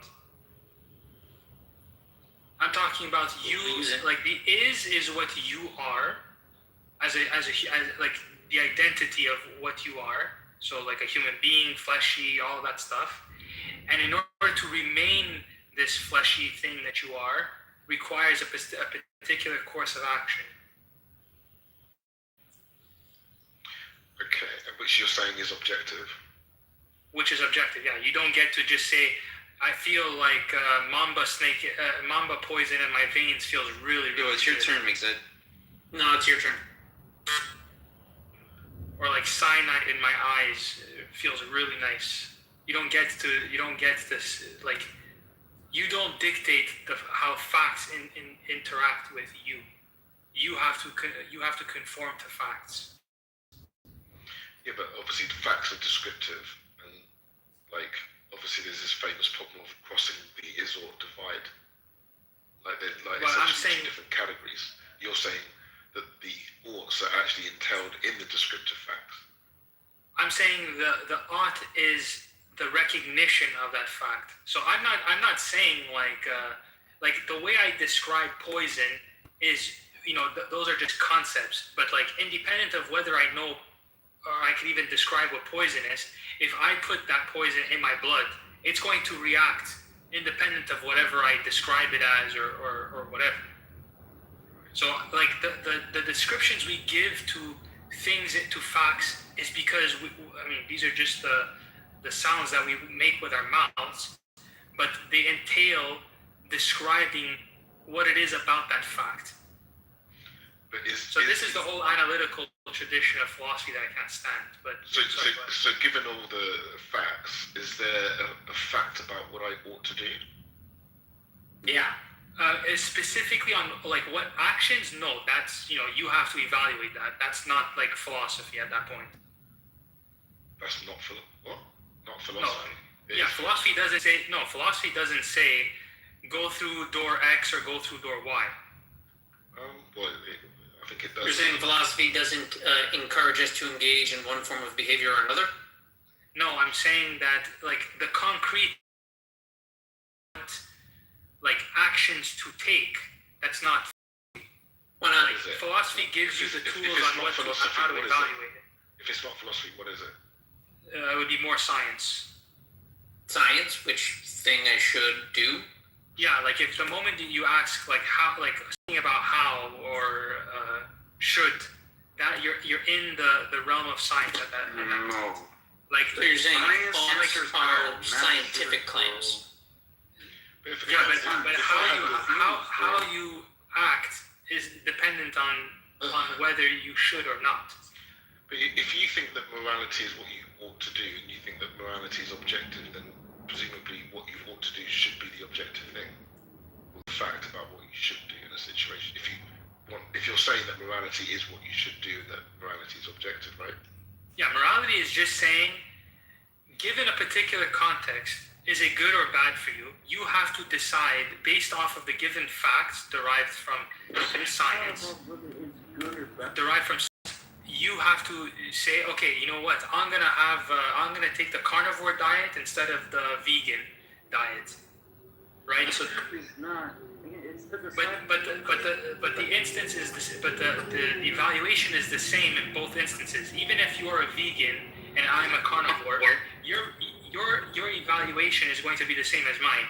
I think that this is beneficial for my health because of X, Y reason, and I think that this diet is beneficial for my health because of X, Y reason. But both, at the end, the principle underlying it is we're both looking at it as what's good for me, what's good for my life. I'm gonna play subjective. So that's not objective. It doesn't sound like there's an objective thing happening. No, because I'm not saying it's going to be mind dependent on the individual agent, right? As to what's good or bad. He doesn't know what objective means. Then we get. He has his own this is definition. the crux of. He has his own Okay, this is not my own morality. definition. You can just look at Oxford Dictionary. You think that's like the definitive, only definition? No, I'm saying in layman's terms, like even the Oxford Dictionary, like this has nothing to do with like my own invented definition of it. I'm saying it's like the problem. Okay, anyways, I don't want to entertain CM because we've had this discussion a million times, but. Yes. I don't take objective to be mind independent because that would divorce the kind of concept of something being good or bad for you. So the evaluation is there's a cognitive process. That cognitive process of being objective requires you to adhere to the object. Okay? Whereas you can evade and depart from the object and replace it with you, the subject, right? So this is why I said earlier by saying, I feel like nutrition is bad for me, right? So you're departing from the fact of what things out there would be good. So if you say like, I feel like water is just really not good for me, and you say, okay, you don't get to dictate the fact out there how it interacts with you. So I'm saying objective means to adhere to that fact. Yeah. I mean, this sort of notion of objective. I mean, I don't know if you can use an Oxford Dictionary for like a philosophical discussion like this, because this is going to require like the philosophical technical definition rather than like a box standard dictionary definition. That would be the first thing. like, how does this like relate for actual things like, I don't know, the sun exists or something like that? So that's an objective fact. So how does this play out with like the relationship of you to the sun and stuff for it to be objective? Well, I'm saying the sun existing is a fact. It's just there. Okay, so it's objectively the case that the sun exists. It's not based on how I feel. It doesn't even need me to exist for that to be objective. Yeah, exactly. It's metaphysically given. It's there. It's like independent of whether I think the sun exists or not. It's there. Cool. Okay. But to say that the sun exists is a claim about reality epistemically that you're making, and you're saying, I observe the sun and I'm claiming that it exists. Whereas there are some people that say, yeah, I feel like the sun doesn't exist. Okay. And I would say that it's a cognitive error on their part that they're doing, because you can physically see the sun. Okay. So how does this map onto objective morality then? So the sun objectively exists independent of whether you describe it or... The fact that he's talking about the fucking sun tells you how confused he is. So I'm saying, well, no, it was just an example, but so when I'm saying that something is objectively good for you or objectively bad, what I'm saying is there is a thing out there. We'll just use the nutrition and the poison. He's gonna describe facts. I'm going to say it's a fact that poison is bad. It's a fact poison. that No, water but the is concept good. of poison. Sunlight is good for you. Siam, you're dropping the These are context still as to descriptive, Simon. No, you gotta get to the prescriptive. No, because first of all, the concept of is relational to your life, to life in general. We know that like the concept of poison doesn't mean really good things for human beings, or really good things for animals, or really good things for life in general. Okay, so then the concept of poison itself means that there is a thing that exists that if ingested is not good for us. Okay, that's the concept of poison. Now you have to identify what those things look like, right? Whether it be cyanide or black mamba juice or whatever poisonous thing. It's objective. It's a fact, but the thing itself is a poison. But the thing itself. When you say it's good for you, when you say it's not good for you, what does good mean here? Good means that it's not good for your life. Yeah, but what does good mean here? You can't just use good again. Well, I would say it's bad for you. I don't understand. When you say, what is bad for you here? Bad for you would mean that it's bad for your life. If you ingest, there's a fact, if you interact with it in a particular manner, it could kill you. Okay, so it could kill you, I agree with you, but this notion of it's bad for you, I don't know what you mean there. If all you mean there that it can kill you, then that's just a descriptive fact. It doesn't tell you about what you ought to do with the poison. Because that would be the right. I mean, I'm not telling you what to do with the poison. I'm saying by the nature of what poison is, you cannot say ingesting poison promotes life. Okay, that's a descriptive fact. Yeah. So I'm saying, like by the nature of what poison is, if the goal is to live, don't ingest the poison. Some poisons are used as medicine. And that's contextual. This is the dumbest thing. Some poisons are used as medicine. And you're right, it's contextual. You're generalizing and typically bad way of communicating. It's so idiosyncratic. Deductive reasoning is. I'm not going to get to the... You still haven't defined good. I have, actually. It's not bad. Even the example, if I grant you what you just said, you're still proving my point, because you just said, I'm going to ingest this minor thing in order to protect me from this other thing in order to promote my life. But if I wanted to end my life and then I learn all the descriptive facts about poison and I have the goal to end my life, then what I ought to do is to drink the poison. Absolutely, you can do that, yeah, because that's what you know, yeah. Right. But the fact that the poison is poisonous doesn't tell me whether I should drink it or not drink it. Because Exactly. whether I drink it or not drink it is dependent on my initial goals. Exactly. And philosophy is just there to describe how you should evaluate poison or nutrition. Yeah, that's It's not saying if the goal is to live, take the nutrition.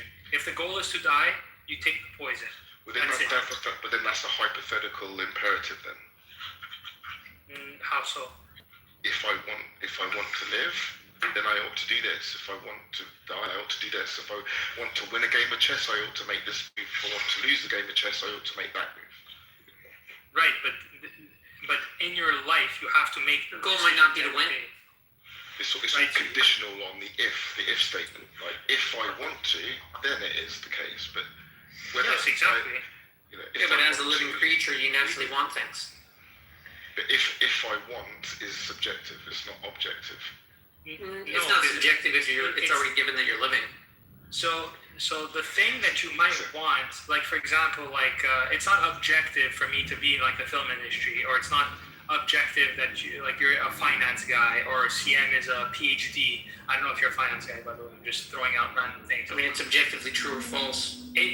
But given like your own values and like how you've grown up and what values you do value and what you'd want to pursue, then it says if you want to be an astronaut, what are the things that would end, or if you want to be a football player, what would be the values or goals necessary in order to this is a bad analogy. Being a football player, being in the film industry is not the same as promoting life. These are not the same scale. So I would say so. Could drinking poison ever be a good thing? Sure.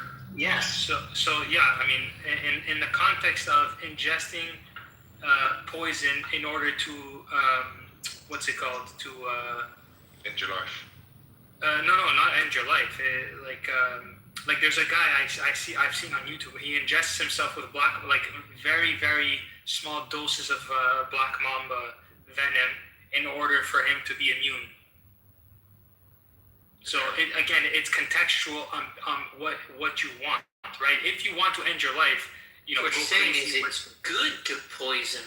No, you're 2 steps away.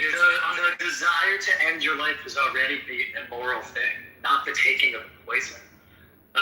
No, I mean I wouldn't. No, according to your own theory, according to your own theory, that we should only do things that the moral things are the things that promote life, right? Then the desire itself to want to end your life is some kind of moral dysfunction. No, it doesn't matter that you want to. It doesn't. Either it's contextual or it's like dogma, or it's like always true. Well, then you don't know what. Then you're contradicting yourself. You're contradicting yourself. No, I'm saying you're blanket. You made a generalized. You made a blanket statement. You made a blanket statement about. You made a blanket statement about morality is that which promotes the good is that which promotes life. Is that correct? Yes. Good. But then you say it's contextual, right?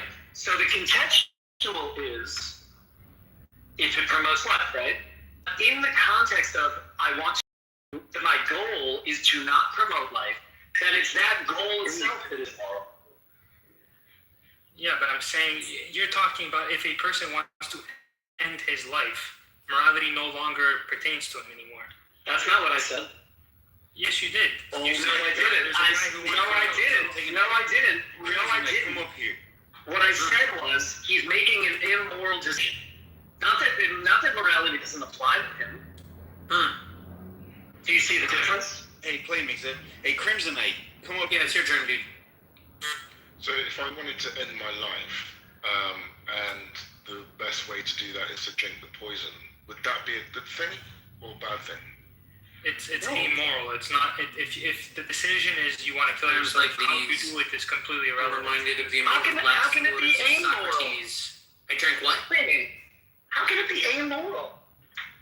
That's so silly. That means you're cutting out various kinds of people who have various kinds from your entire moral system.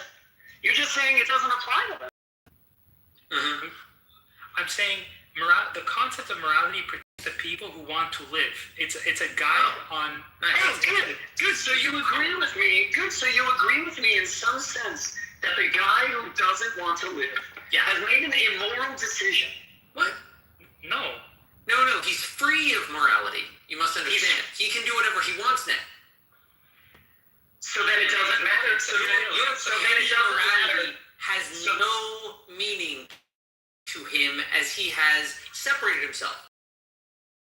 So that means that the hypothetical imperative is nonsense. Because we don't care about his decisions because they're neither moral nor immoral. He's taken himself out of the system. We don't care about it. He broke the mold. So why are you saying it's good for him to accomplish his goals by drinking the poison? We don't care about his decisions. I'm not saying it's good. I'm saying it's good in the sense. You did. You did say it's good. You said that accomplishes your goals. Yeah. I'm saying in the context of you wanting to end your life, like for example, if I'm dying of a horrible cancer and I say, you know what, I'm done. I'm not gonna go out like this. You drink a poison, you're gone. That's an immoral choice. No, it's not immoral. Yes, it is, because it is against the life of morality. Nah, I don't buy that. What is the advantage of that kind of? There's literally no value. That's the whole point. In order for you to value something, you have to want to be alive. So why is it not immoral to not want to be alive? Why is that not immoral? Maybe you just to end your life, right? To end your life is an immoral act because it is ending life. The fact that I want to live or not want to live doesn't make a difference. Immoral would pertain, but the concept itself of morality relates to if you're alive or not. If you don't. So you think morality is always contextual, then, I guess. Morality is pretty much, yeah. It is contextual. Just like so you can't make blanket good. So you can't. Knowledge itself is contextual. Okay. So then you can't make blanket statements about the good. I'm not making blanket statements. I'm saying the good is whatever promotes your life. So that means that the person who decided to not promote his life is doing something the opposite of the moral good. Why would I put him outside? You're breaking your own system. No, I'm not. I'm literally saying, yeah, go ahead. You're saying we should view people that don't go after life as criminals of some type. No, he says we should disregard them at all. He doesn't want to judge them even negatively. He doesn't want to categorize them at all except being out of the system, and therefore they can do whatever they want. But doesn't that create some kind of misanthropic society? Okay, yeah, I just wanted to ask, what is immorality in your view, Simon?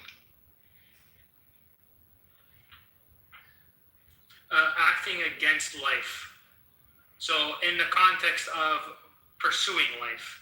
So if you say, I want to take myself out of this life, it's not immoral or moral. It's an amoral act because you're saying, I'm going to stop pursuing values. But why is that in and of itself not immoral? That choice to exit yourself from the system of promoting life, that should be the primary immoral act that dictates whether you think that anything else that comes after that is included in the system or not. That first choice to go against life in your own system should be seen as immoral. Yeah, I don't see how. I'm saying the concept. Yeah, go ahead, Carl. If I was to steal from you, like most people would say that that's an immoral act, but how does that pertain to life in your view? Because I'm relating property to your life. So, like for example, let's say it's like completely no, not really. I mean, let's say we were to live on like an island. Others ad hoc. Let's say we were living on an island, and I had to act every day to gain particular things I needed to live. And then you just came in and you just take those things. Yes, but like stealing a fucking dollar from you is not life or death anything. You're putting a dollar amount on it. I'm just saying that in order for me to stealing a fucking, I don't know, any fucking thing is not that serious. No, Simon's trying to create a unified system, a unified field wherein all of these things fall under the category of life or promoting life, which includes food, property for Simon, right? Protection of rights, these kinds of things, right, Simon? Yeah. Right.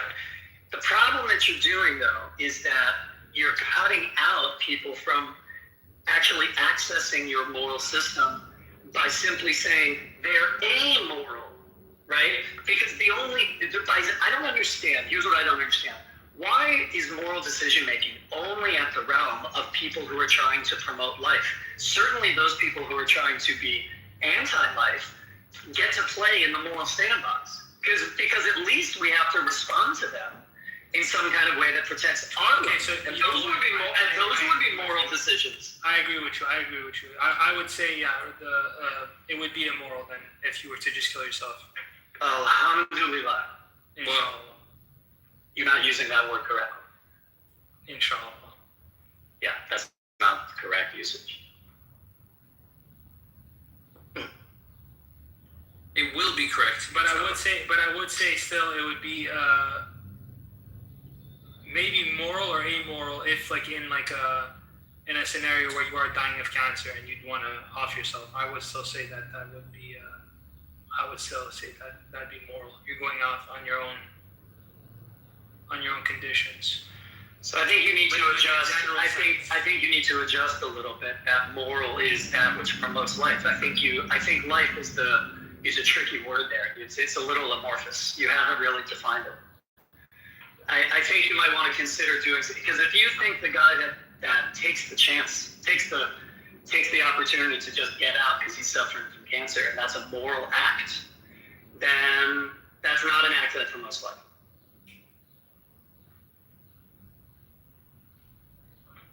I think you need to think a little bit deeper.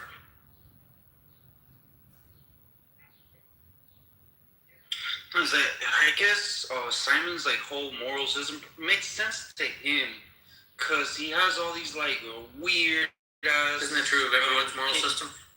Shut up. His idiosyncratic definitions that nobody in the planet agrees with. Maybe other weird. That's what idiosyncratic means.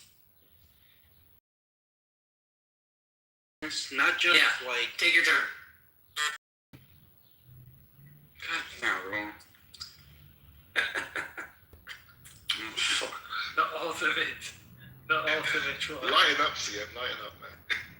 Yeah, it's a lot harder discussion. We're just talking about some of the deepest things that people have been discussing for 3,000 years.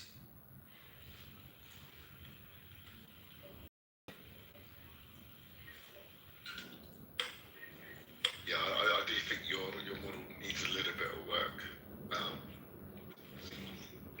The definition's a bit broad, this pertaining to life, immorality under your view. I don't think it captures everything what people care about when it talks about morality. I'm sure it does. I've only asked you a few questions, so.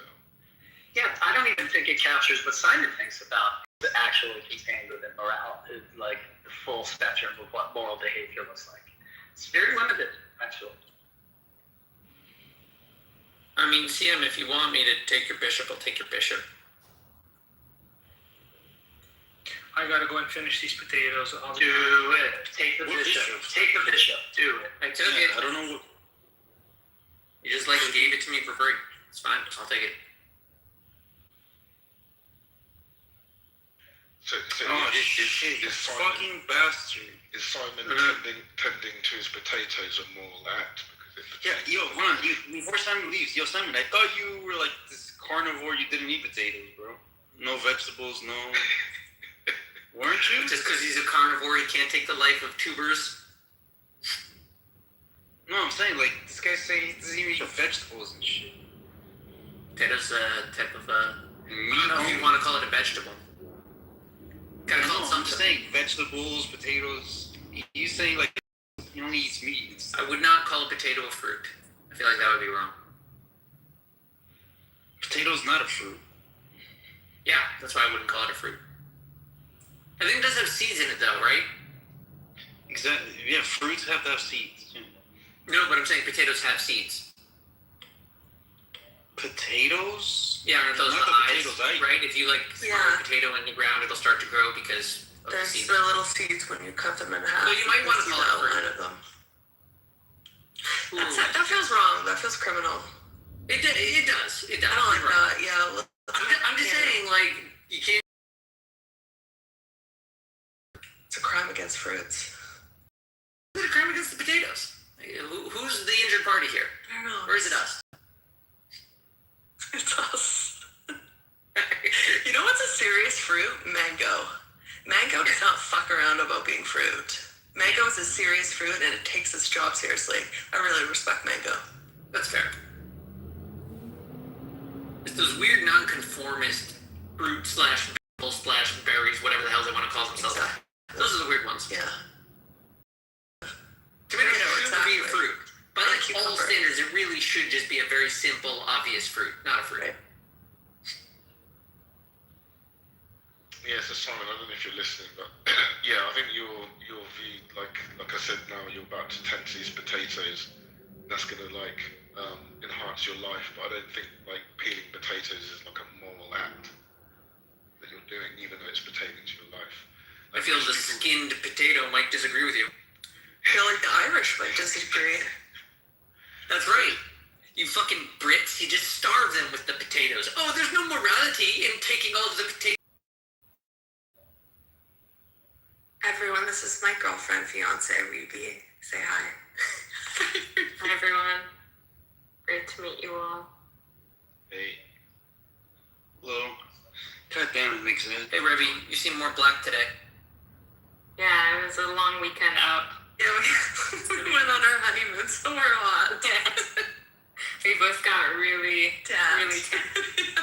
Well, the color is excellent. Good job there. Thanks. Yeah, no, I think it suits my complexion, you know, or my hair. Yeah. I mean, it is your complexion now, right?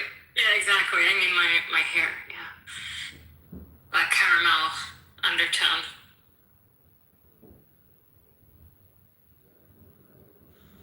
Is that Tina Turner? We're having a henna soon, so we're gonna have like a clubhouse celebration. Mm-hmm. That is not Tina Turner. This is Rebe Jackson, Michael Jackson's sister. It looks like a Jackson. Yeah. Let's see. Oh yeah, I Feel can free see. to look her I up. can see her now. I can see Yeah. her. Talented family. A little bit conflicted, though, isn't it? Kind of a Sam sad Jackson is story. related to them. Father. Yeah. Samuel Jackson is 5. Really? Hey, Yeah. what's that play, bro? So I mean, like, it should be racist saying, like, oh, all black guys in entertainment are related. But if their last name is Jackson, they actually are. Really. Straight up Hey, related. Mixed, play chess, bro. Hey, Carlos, so, I mean, you've heard me and, like, Rob speak to Simon before, right? Did you understand fucking anything he was saying, bro? Dude, are you seriously, like, trying to chase a pawn? Yeah. Well, I'm gonna take your rook now. We're getting I know. we're getting like a full commentary for this game. Great. So what, you're just giving up this game, I guess? Yeah, I'm kind of screwed, for the most part. I mean, I don't think you have to be, but you are now. kind of going for broke. You didn't do anything, you just moved your queen into the middle of the board. But yeah, to answer your question, I'm not following. I don't know if you remember the conversation you had with Rob. I wasn't following everything he was saying. No, you just Some lost this parts game. of it made sense. Nothing going on. Related to the third game. Oh, I like this photo, Princess. Yeah, you look so pretty. Thanks, it's a filter. No, don't say that. It's like a very emo response. You look very beautiful in this photo.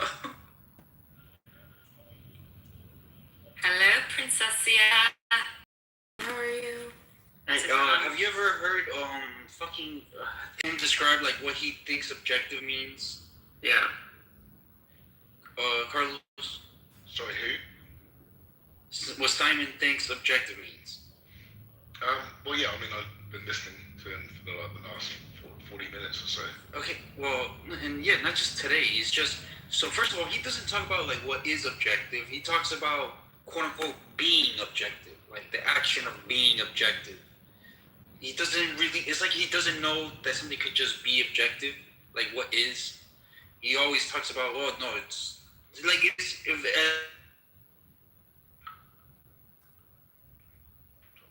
Sort your Wi-Fi out. Maybe drop the chess game. It's taking up too much Wi-Fi.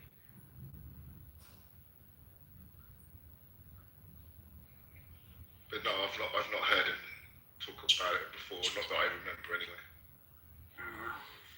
It's just convoluted the way he does it, right? He's like, existence exists. That which is objective is anything I can sense with my sense perception, and that's it. But it's like a little bit, doesn't really define the term. I mean, Harper in the audience has an objective model of normality, which I don't think it's good, but like it's better than I'm trying to present. Well, so at least I could follow where like he was going with his. Well, what exactly is the goal in someone claiming that morality is objective, or just like this great fun system that humans have, like most of the things they have? What is the difference between calling it objective or not? Sorry, what's the question? I'm saying, like, what do we gain if we declare morality objective or not? Social order and expectations of behavior. How? Yeah, go with that. Why? How? Because what I'm saying is because it's always clear. In other words, the person who says morality is contextual means, fine. For example, sometimes it's going to be moral to kill somebody, and sometimes it's not. Sure, that's true. Right? As opposed to like some kind of objective standard that says killing is always wrong. Yeah, but I'm saying like maybe the opposite is not. I'm just trying to understand sort of like what practical. I'm trying to understand what practical difference it makes to like A, an individual, B, society at large, if we declare this objective or not. But like no matter what, we're still going to say objectively we're going to punish you under these rubrics and systems. The end. But what's pragmatic or has utility? Not necessarily. No, I'm not pragmatism or utility. I'm asking what is the difference? Like, I mean, if the question is morality objective, then what is at stake? Explain that to me before I say that it is or isn't. Yeah, like I said, it seems to me like nothing's at stake. It just tells you what the correct thing is, objectively. Like, yeah, it sounds like you're saying like bragging rights, and like I don't know if you could ever have epistemic certainty of objectivity, even if you did determine that morality was one of those objective things. So like, I don't get it. What difference would you make or care if it was objective or subjective? You're just like, yeah, but we don't have to be certain that the sun exists to say that it's objective. We could be wrong that the sun exists in some way. I mean, declaring the sun as existing objectively is a declaration that no one needs to like check again because we're sure it's there. Yeah, but we could be wrong about it, right? If we were, then we'd have to check far more of our assumptions. But like, yeah, theoretically, it's possible. Yeah, that's what I'm saying. Is that you don't need to have like 100% certainty for something to be objective. No, how about this? Certainty and knowledge, like gender, is a spectrum. Yeah. Yep. I actually really like using gender there because people do want to focus on the two primary representations of the epistemic certainty. Knowledge, I'm almost done with the game. Untrue. Zed, come on, bro. You're about to win. Just play. Get him. Yeah. I don't know, man. Why are you all of a sudden doing this like choke artist thing? You're like, what, tired? No, your question just is like, I'm going for broke. You're not going for anything. You're just tanking the game. So you're saying if morality is objective, like what turns on that, or like how do we apply that to society? Yeah, like meaning, what exactly are you asking me? If you ask, is it objective? Like you're asking me how humans should have a perspective about the thing called morality? Like, are you? Is there? I don't know what difference it makes. It just means that strict value is not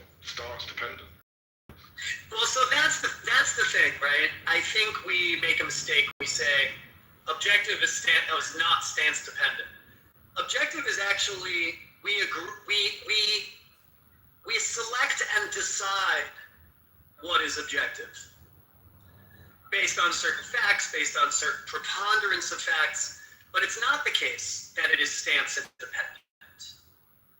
Unless you want to say that there's some kind of platonic ideal of moral behavior, right, that exists without us. That's one way to do it. Yeah, that'd be kind of weird. That's one way to do it. Yeah, that's one way to do it. I can't imagine that there's a concept of moral behavior outside of the confines of whatever creatures engage in that moral behavior. There's no like objectively right temple. A temple is proper to exist based upon the creatures that make their temples, whether they be ants or humans. So you're an anti-realist then, when it comes to morality. Anti-realist? You don't think it could be objective? No, I didn't say it can't be objective. I'm asking you what hinges on the question, but I'm skeptical that there is a difference between the people that say that it is objective or not. My guess is they're both going to engage in the same moral behavior, which makes it, to me, like a sort of a silly question. That's why I keep asking. I don't get what's at stake, really.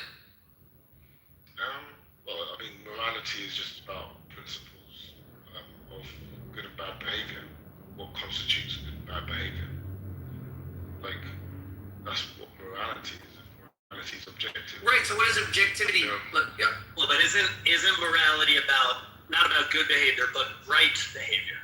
Oh, yes, same thing. Meaning, like, let me put it this way. If we say that the sun is objective, then we also say that people on the other side of the earth experience nighttime when we're tilted away, right? We take that as a given based upon the reality of it. We anticipate the experiences of others. If you're saying like that in terms of morality, yeah, like I haven't experienced all of it, but I take it on their word and then set up a system of morality to say this is a bad thing that living humans don't like to happen. It seems objective, but like the day and night cycle, that has nothing to do with morality. yeah, what? What? Like, don't tank the. If you're gonna tank the game, you could just resign. No, not yet. I am tanking the game, but yeah, I know you're tanking the game. It doesn't take. It doesn't take an advanced mechanics to watch you tank a game of chess. no, I can. Ever since you did that queen move and like took the rook, well, not never took the rook, but after that queen move and my queen was completely stuck in the corner, like completely inactive, I was like, yeah, it's over. You didn't have to throw your queen into the corner. You could have thrown it to the other side of the board. No, well, I played a line now. Listen, you tanked the game. You're not the first person. I was going for broke, hoping you missed something, and Listen, I was playing it different. You're not going for broke. You're just tanking the game.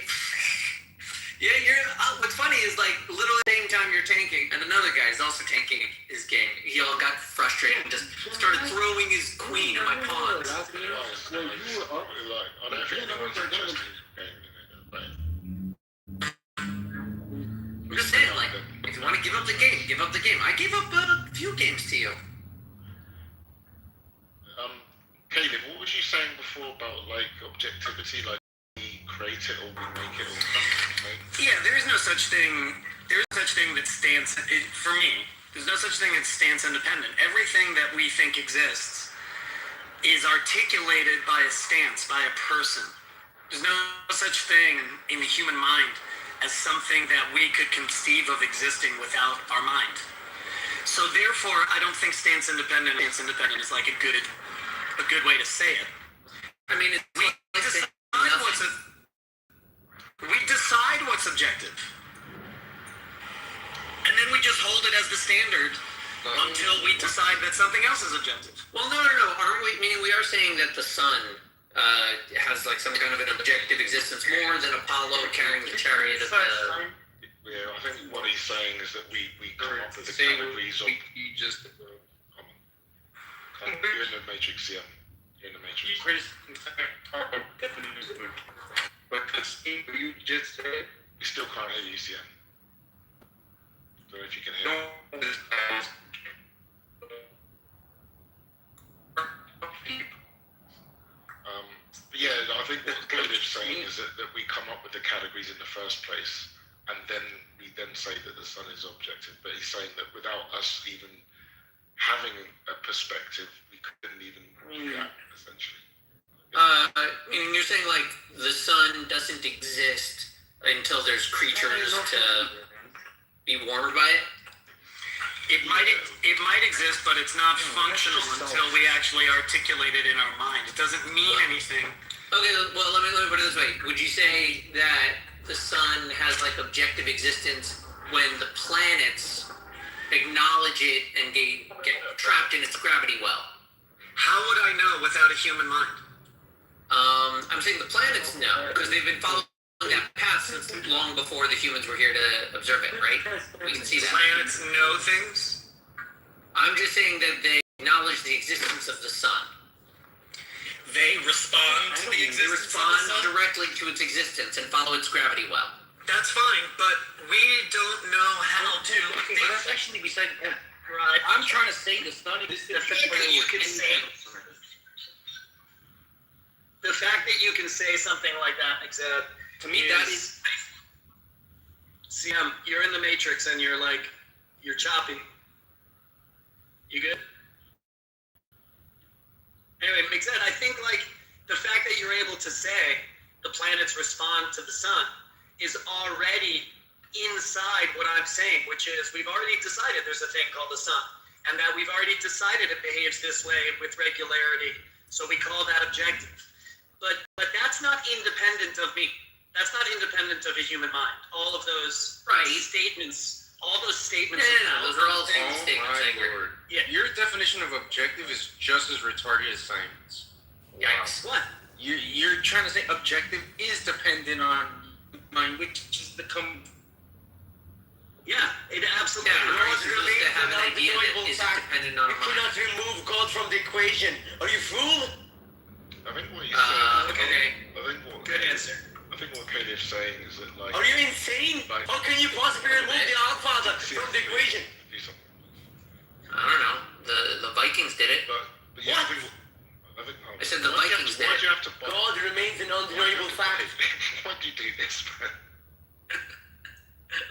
You're such a troll. How often do we get to discuss the All Wait, Father? let me Come on, finish. man. Wait, let me finish. Be honest. I can prove God through life. Wow, but that's you can't impressive. prove Satan. You can't prove Satan. How come? I don't Because know. he created It's a good religion. question. Alright, He created religion. bro. If you don't want to go to the audience, bro, shut up, man. Listen to me. You need to fall back 1,000 steps. You fool. You fool. So, again, where the fuck? So I wasn't the Matrix. As I said, Satan doesn't exist. He created all religions. Yeah. He Do Wow. the right thing. successfully split the people. He split you all in 3 parts. Do the objectively moral things, yeah, please. Yeah, hold on. Yeah. No, Yeah, God also left the you a Matrix, heart you guys and hear mind. It's objective, Of dude. course. We hear you. Affirmative. Alright, yo, excellent. Just let us finish to the hell we were talking about. Of course. Of course. Because, God, this is amazing. I can't believe the amount of. I thought Caleb agreed with us on Simon's retarded definitions of objective. Yeah, but I don't know. he, He has Simon. This is backwards. he has Lucifer is the creator of religion. Be careful. Oh my God! Kick this moron. Yeah, sorry, dude. You started it, Mixer. Mixer, you should be Yeah, careful. see, I did not tell him to preach about Lucifer, the progenitor of all religions. Morally responsible. I didn't no, respond to I his think- All Fathers thing. I think what Caleb was saying is that there are like no propositions independent of minds. And Yeah, objectives. again, So that's it's true. objective. that's correct. That's true. Right, because there never is. Well, that's why. It might be trivial. It might be trivial, but I think it prevents you from saying that we can say anything about that which exists out of the propositional mind. Right. No, again, that's true. It's like It's true. people do it 2 ways. For example, like, so when I say, so there's also, you can do the same thing with like word with like objects and words. So like there's the word Correct. sun, S-U-N. That's just a word. It's, it's a 3-letter word in the English language, etc. And then there's also the object that it refers to. The fucking star in the sky that heats up the planet and gives warmth and life to everything. The object? Yeah, which is why we say, again, the star in the sky, that's what's objective. I.e., we're talking about the object. I think it's referring to. You can't talk about it, but you can't talk about it without the word. And again, do you know what solipsism is, Caleb? Are you a solipsist? Nothing I know what exists without. solipsism is, but nobody else seems to know. Like, are you? Yeah, I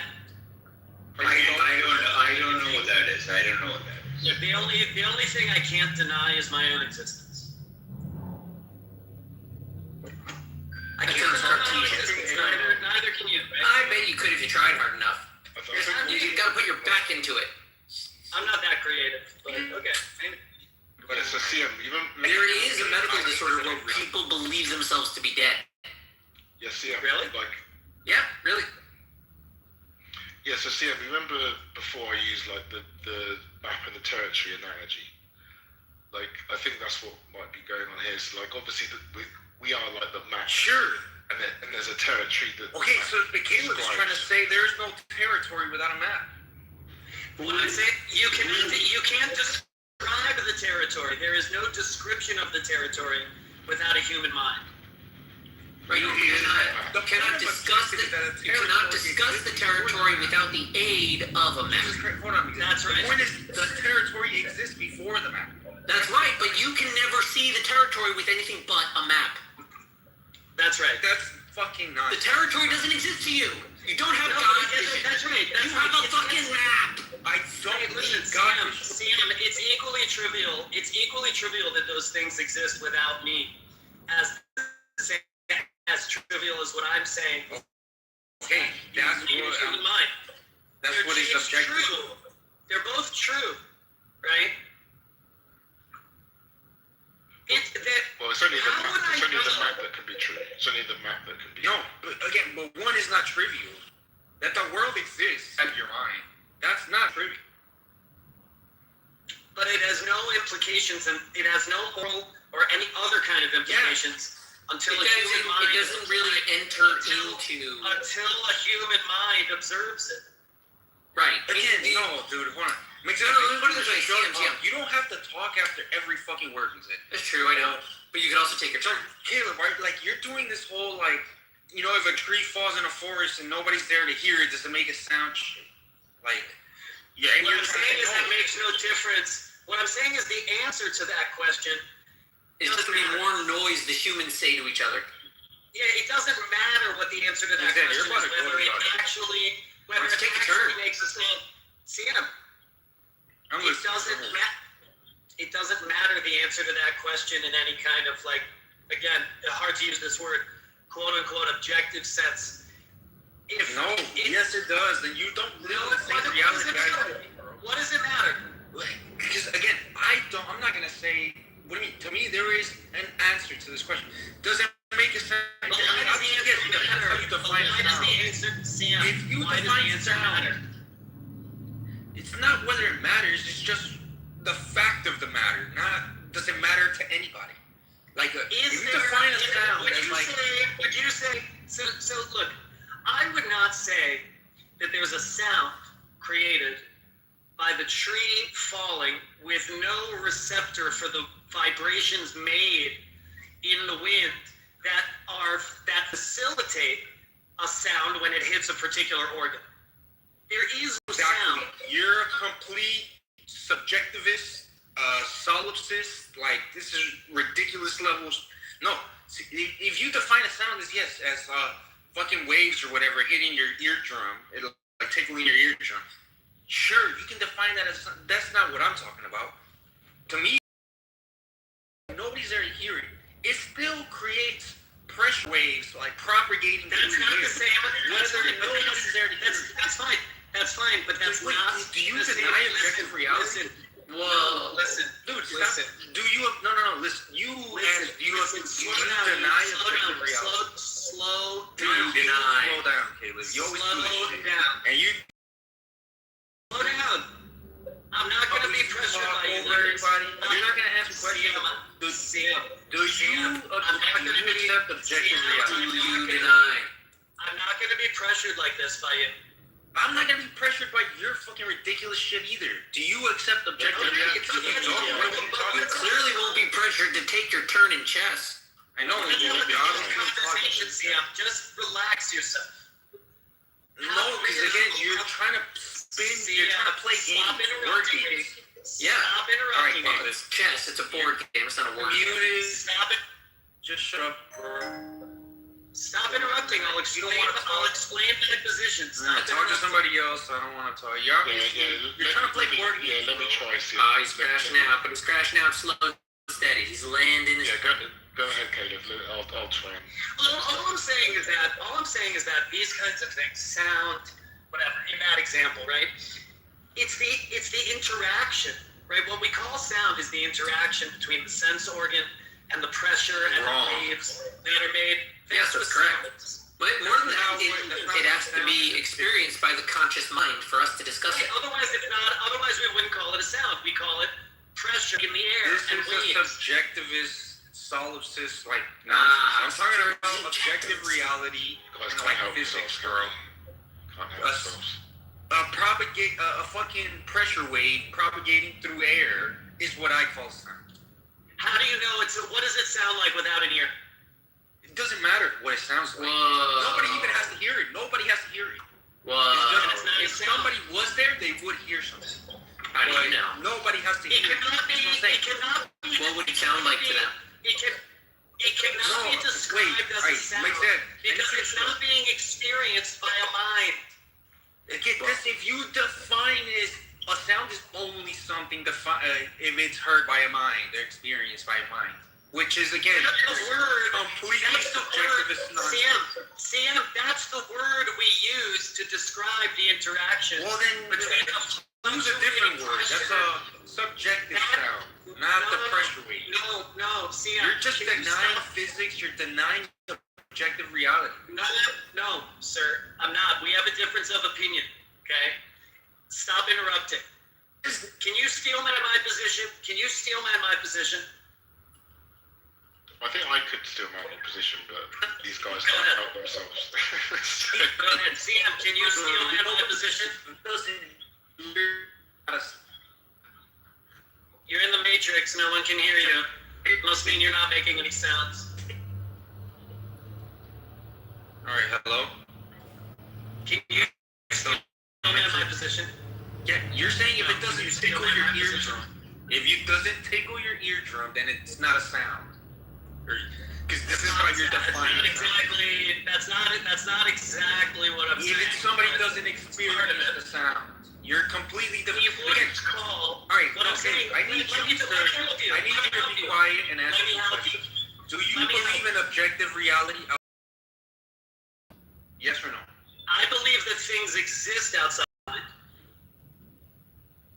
Yeah, well, okay, that's good. Things exist like a world. Is there an objective world that exists outside of your mind? I think there is, but I can only experience it through my mind. Whoa. Sure, that's trivial, but you think there is. Okay, I mean, that's good enough. I don't know, but I think there is. I seem to be having experiences that are from outside. It'd be really weird if you weren't. No, okay, let me put this a little simpler. Do you think the world, again, objective reality, existed before you were born? Do you think this universe? Or do you think... I mean, look, I don't know why is that important? No, because I'm trying to establish there's a world outside of your mind. It actually is talking past the point that I'm making. No, it's 100% the point that I'm making. That there is a world outside of your mind. That's fine. I wouldn't call it objective. Yes, there is, but I don't call it objective. No, that's what the definition of objective. It doesn't depend on your mind. Yes, it does. I don't think that there are any things. Oh my God! There are no such things. Here's this. I'm not. Let's fucking criticize science. You're worse than me. At least he agrees. All I think, Sam. Look. Is there a world? You just have to agree. Fuck out of here, bro. The fuck out of here. Screaming dumb shit. Caleb, you're a fucking moron. Wow. So I think I could still man his position if you'd let me. Prove it. I'm in his position. Oh, I'm just not No, sure you about can't. it. I think the world exists, but like, it's fucking nonsense, bro. Exactly. You can't understand him. That's your steel man. Your steel man is, it's fucking nonsense. That's a better steel man than his shit. Get out of here, Caleb. I'm not putting up with your bullshit anymore. That's not a steel man. Yeah, let's be fair. Yes, it is the best steel man CM must trying to take this completely skeptic fucking. He's trying to be. He's doing extreme skepticism, radical skepticism, even about objective reality. I don't think he's doing that, CM. All right, but CM is. Yes, he is. In less words, that's exactly what he's doing. Because again, he's yelling. The amount of words you use. He needs to answer two questions. Caleb, I'll let you back up if you answer again 2 questions. Do you think the world existed before you were born, and do you think the world will continue to exist after you die? Yes or no? I think he answered that already. I think he said yes. Yeah. Okay. Then what he's saying is complete nonsense. Like it fucking. Right. Oh, I just can't be sure about anything. Right. He's gonna play the retarded skeptic. He's just sort of getting uncomfortable about that part. No, I think. No, it's a waste of time, man. I mean, you can have your opinions. You can have your opinions, but. Yeah, are you going to answer those questions? I think essentially, CM is saying that this distinction between objectivity and subjectivity is purely a human convention that doesn't exist out there in the world. That's exactly how we classify those things we call facts. Thank you for understanding, Carlos. Thank you for doing the work. Thank you for doing the work. Thank you for doing the work to actually understanding what I'm saying instead of CM. Who doesn't understand a disagreement. No, I get the disagreement. You just, again, don't know what objective means. Okay, what does it mean? You're making the difference. No, definition. It's the CM. In a room with me, I'm never going to let you criticize Simon. You're even worse. That's right. Right. CM, I'm simply, what Carlos said was correct. I simply don't. It's a trivial point. You're either making a... My turn. No, your turn. Yo, you're holding the talking stick. You gotta wait. Do that shit one more time. Again, my turn. It's a complete waste of time what you're doing, and I don't really want to talk about this because, again, it's either a completely trivial point or it's a completely trivial point, waste of time, or just this radical skepticism. Which means sounds like you're tapping out. Sounds like you're tapping out. Yeah. He's been spurring out for a while now. You're denying objective reality. I am simply providing. No. I'm just not using the word objective in the way that you are. I know that. I'm well aware of that. Right. So the way that Carlos said it was correct according to my view. The words objective and your subjective. Your view is wrong. No, it's simply a different philosophical view. The definition of objective depend on humans is the antithesis of the definition. The definition of the word objective does depend on humans. Whoa. Oh my god, bro. Now you're just doing some. You're either triviality or definitions of all words depend on humans. Exactly. Can you be any more trivial? No shit. Every word is invented or made up by humans. That's why it is not. Yes, that's why it is not. It's incoherent to say there's something understandable outside of the human mind. Things might exist. I'm not denying that those things exist. I'm simply, I can't know anything about them unless through a human mind. Again, trivial. Obviously, girl. Everything, all it means is there's no such thing as stance independent. That's all I'm saying. No such thing. There is you understand that? Stance independent. You understand? What stance am I taking? So whether the sun what you exists, said dependent on your stance? Say what now? It's dependent. Yes. What you said Yes. Yeah, like I said, it's doing this. Yes. So Yes, it is dependent. Yes. Because of that Yes, it statement, is. it stands dependent. Why should we believe Yes. you then? That's also because you're also entitled to your own stance, and he might have to. Yeah, but that's why we are fighting. That's how we get important words like objective. Yes, that's why we get words like objective, meaning stands independent. That No, matter what meaning everybody thinks. don't waste your time trying to develop your own opinion here. We're all just going to agree in the end. Objective. But that's because we agreed on it. That's because we agreed on it, not because it exists. Right, so we all could disagree, like the moon landing. Even if You could call that subjective if you wanted to. Right. I can't. Now, Oh, he gets it. no, I can't even believe Carlos. Again, the point you're making is so trivial. You might as well just saying. Do you words agree? don't have Do you agree with the point words I made made? up. Do you agree with the point I made? It's either complete. It's all semantics, completely trivial. Do you agree with the idea? Do you agree with the idea? Absolutely not. No. You don't agree. Wait, you didn't even let me finish. You didn't even let me finish. You didn't even let me finish. How do you know? What are you gonna say? You're going to repeat yourself. Do you agree with the I know the idea? point you're making. I'm saying it's completely trivial, either trivial defeating or just a complete waste of time, self-defeating, radical skeptic waste of time. It's just.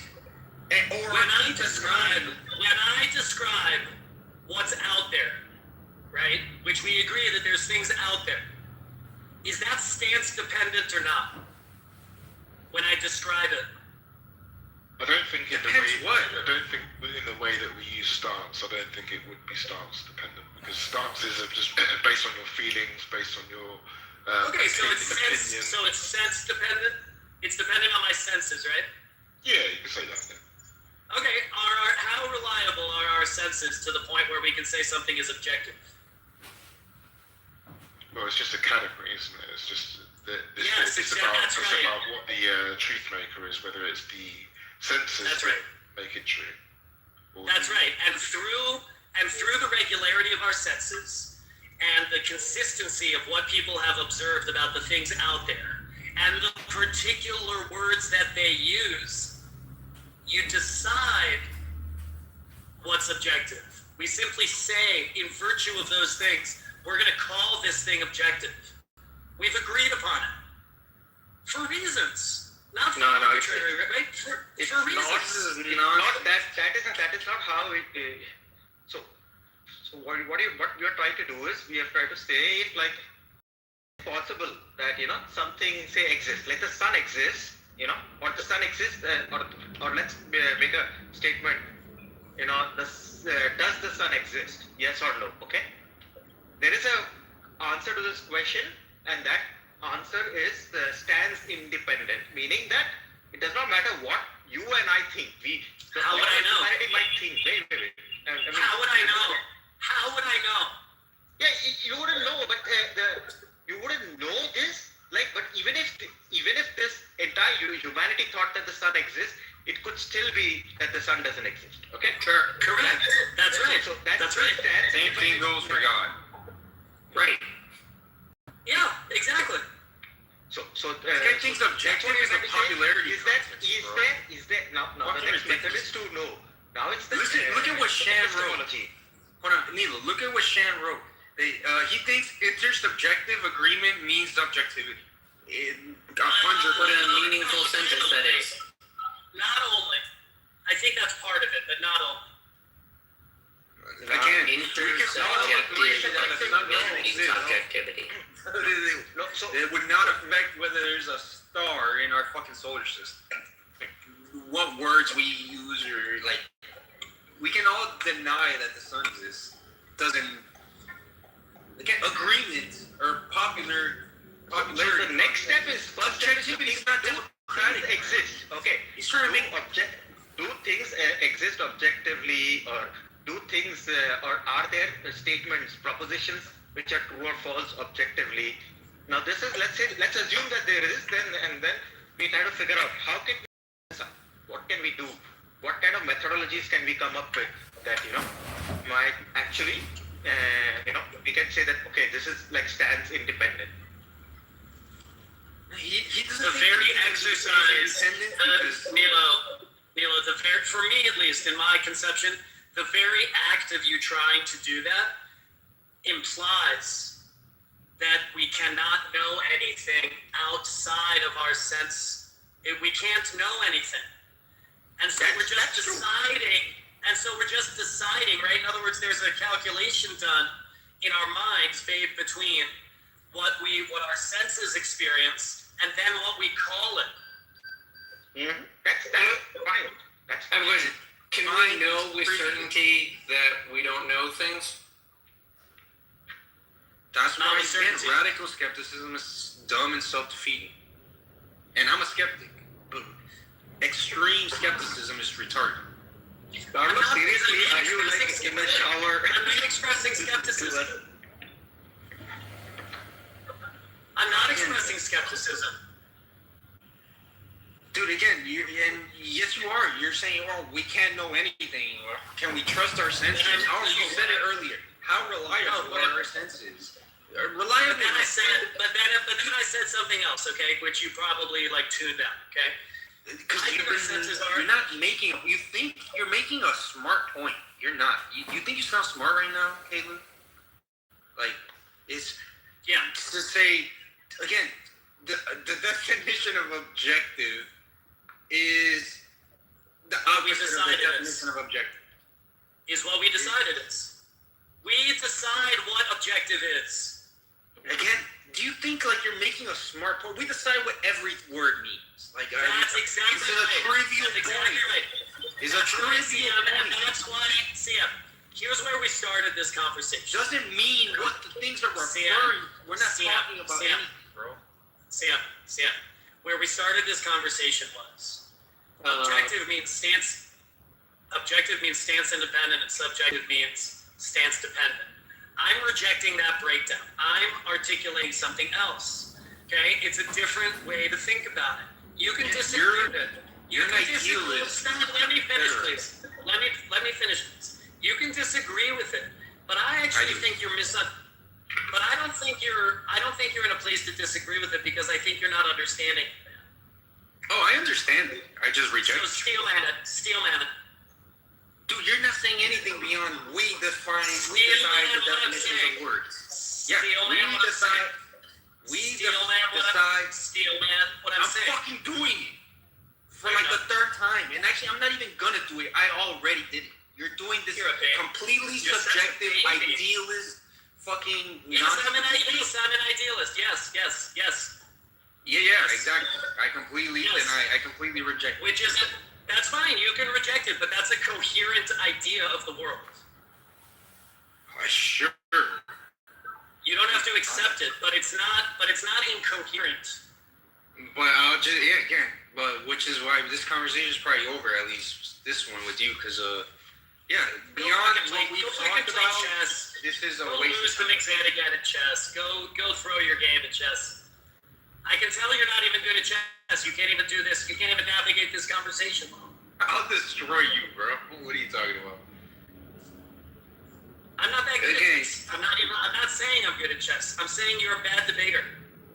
I'm not a bad debater. I know what you're doing. I know we're not gonna get anywhere. Because you're doing the same thing Simon's doing. Listen, Sian, definitions. You are merely a student debater before Kalev the master debater. Makes sense. I'm not doing what Simon is doing at all. You are doing exactly what I would say to Simon is exactly. I need you to shut up, Caleb. You're doing exactly what fucking Simon does. Wait till he hears it. I wish he was here. God, I wish he was here. I wish this room was on replay. Oh my God. Wait till Simon hears it. What I would say after all the conversations I've had with Simon, after all the conversations I've heard, dude, I didn't know your shit was the same point as, well, you're doing the same shit he's doing. Just, I have my own definitions. I live in my own little world. It's self-consistent. It's not my own. It's the definition of idealism. It's not my own. Sure. It's not my own. Well, again, he can define a word and say, this is my definition of objectivism. where I Simon have is my not own in a definition. dude. I'm not gonna Simon use is the word not- objective like the rest of the universe. Fucking the Do you rest know of how to humanity. stop? Do you know how to stop fucking talking and have a conversation? All right, get the fuck out of here. I don't want to talk to you, bro. Get out of here. You're fucking insufferable, Caleb. You're fucking dumb and insufferable, which is even worse.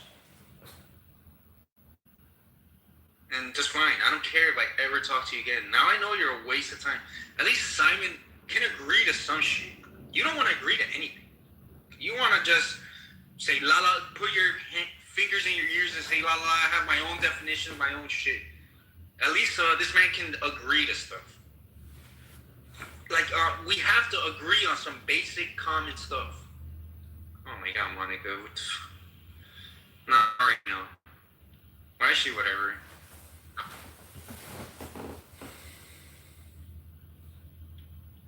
CM? CM. Yeah. What is it? CM. Baby CM. Come in private fast. I'll show you my notebook. I'll show you my notebook stuff. Never mind. New picture. Okay, you asked me, right, to show my nude. No. Oh my god. Fast. Wow. Where is Simon, dude? He needs to hear this shit. I can't believe all the amount this guy criticizes Simon. He's worse than Simon. Baby, come fast. Alright. Very horny right now. Very hard.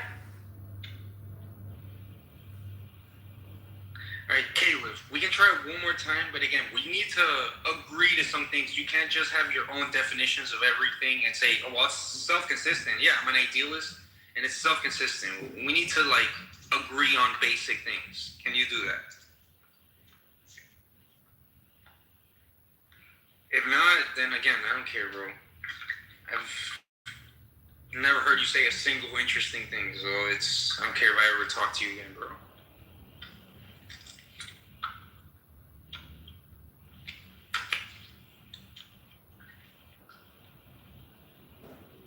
Cajoling? What is cajoling?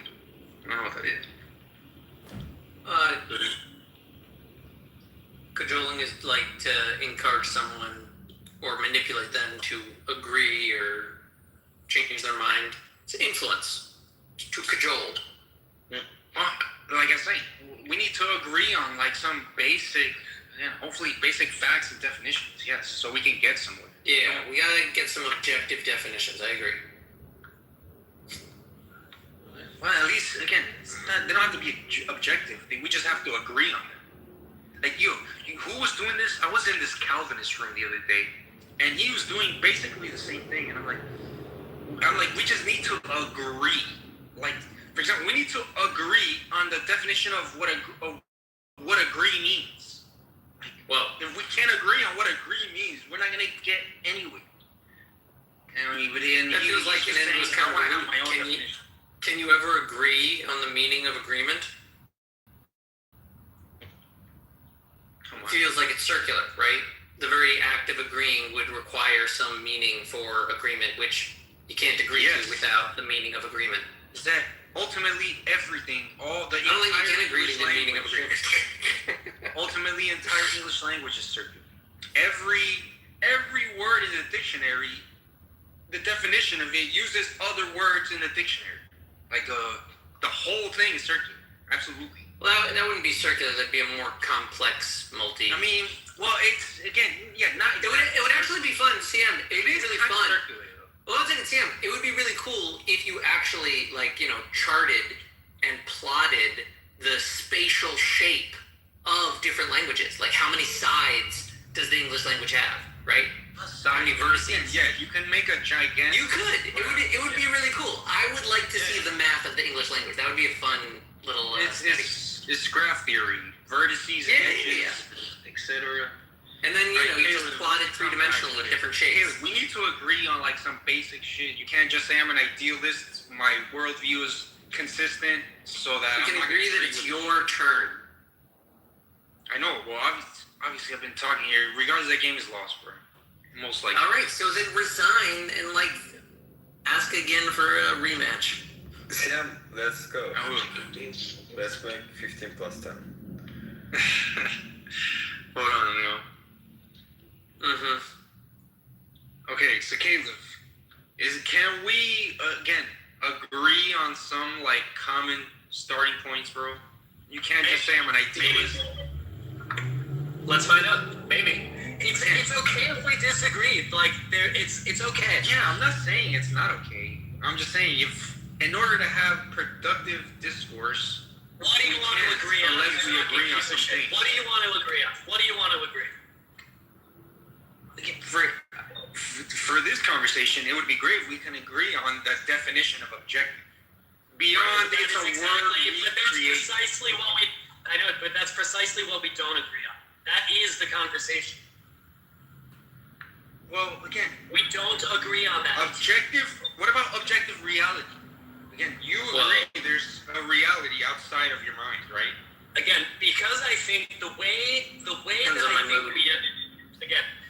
that I think we arrive at calling things objective is that we decide to call them objective.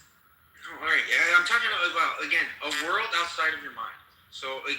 I believe there's the world existed before you were born. Sure.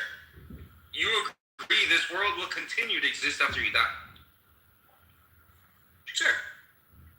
Okay, so then we have established there exists something outside of your mind. Now, the things we can talk about that don't depend on anybody's opinion of them that exist outside of your mind is what I want to call objective reality. I get it. Any kind of talking about them is I am not going to call objective, even though I think that those things exist. No, then you just don't. Stop fucking interrupting me. You think because you're talking about Stop interrupting me. I am having this conversation. We are trying to agree on things, and we are pointing out where we disagree. Are you grown up to do this? You are just repeating the same nonsense, bro. So are you. About we can never know anything, or it's just I didn't say we can the fact that we're talking about it makes it objective. Again, you're straw manning my position every time. No, I'm not. Every time. No, every I'm not. time. No, I'm not. Let's ask people on stage here. This is not what you're saying. You're right now. You're saying the fact that humans are talking about it makes it like subjective on the humans. Yeah, or like correct. dependent on the humans. Fucking waste of time. Waste of time. Just trivial waste of time. Stop. You're just making assertions. You're not even addressing what I'm saying. You're just saying it's a waste of time. Here's why it's not a waste of time, and here's why it's true. Because it's trivially true. But it's definitely true. Trivially true. But you agree that there can only be talking about the reality that exists out of my mind. But it's trivial. It's trivial. That's what CM's pointing out to you, right? I understand. I want him to admit that it's your own view, but it's true. It's trivially true. Sure. Yeah, it's trivially true. It's not objectively true. Do we agree on that point? Is it objectively trivial? Shut up, we said. Do you agree? Take your moves, CM. We're trying to find points of agreement. Do you agree You're about about what I just said? Do you agree about what I just You're said? about to not take your turn again. Again, it's trivial. What? That it's trivially true. You're saying, okay, it's true. Good. The fact that it's true. No, Caleb, you're so fucking dishonest. It's trivial.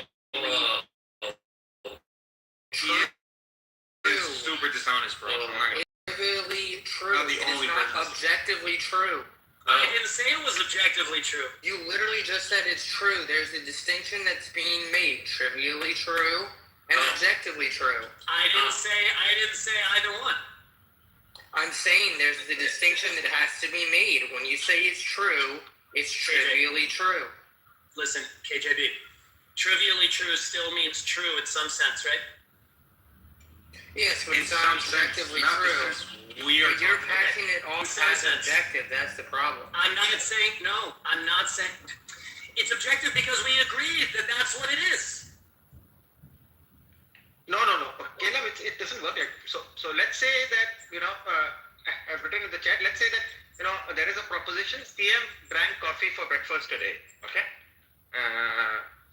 Now this thing that CM drank is either true or false, right? That we can probably we don't have to agree on this. That it seems that did CM is this statement true or false? I think we can agree that either it's true or false. He's not trying to do that. He's not trying to. Look. Yeah. So I kind of like this. So CM drank coffee this morning. Yeah. Hold on. Look, Nino, leave that. He's trying to say again. It's what I said about the distinction. We are not between, agreeing again, CM the word coffee.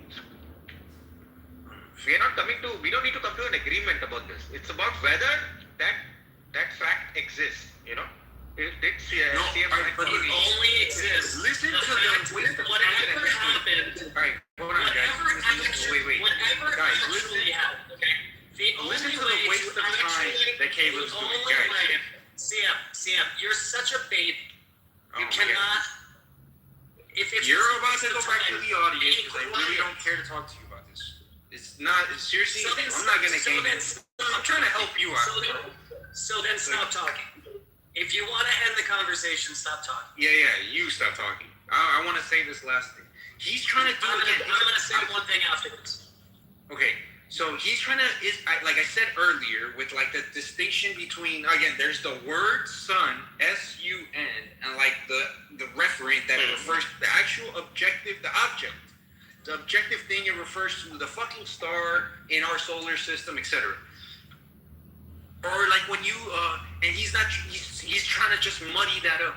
Same thing when you said about, like, for example, CM drank coffee this morning. He's trying to, again, conflate the things. So it was like, well, he didn't drink coffee because coffee's a word. He didn't drink the letter C, the letter O. Coffee's just characters in the English language. The word coffee. He didn't drink coffee. Good straw man. Straw man again. Straw man again. You're not making that distinction, bro. Straw man. You're trying to conflate them. Straw man again. How is it a straw man? Explain how that's a straw man. Because, and I'll articulate my position again. Explain how that's a straw man. Because it's You're not wasting time with your own retarded definition, bro. Do you want me to answer your question or not? Bad assignment.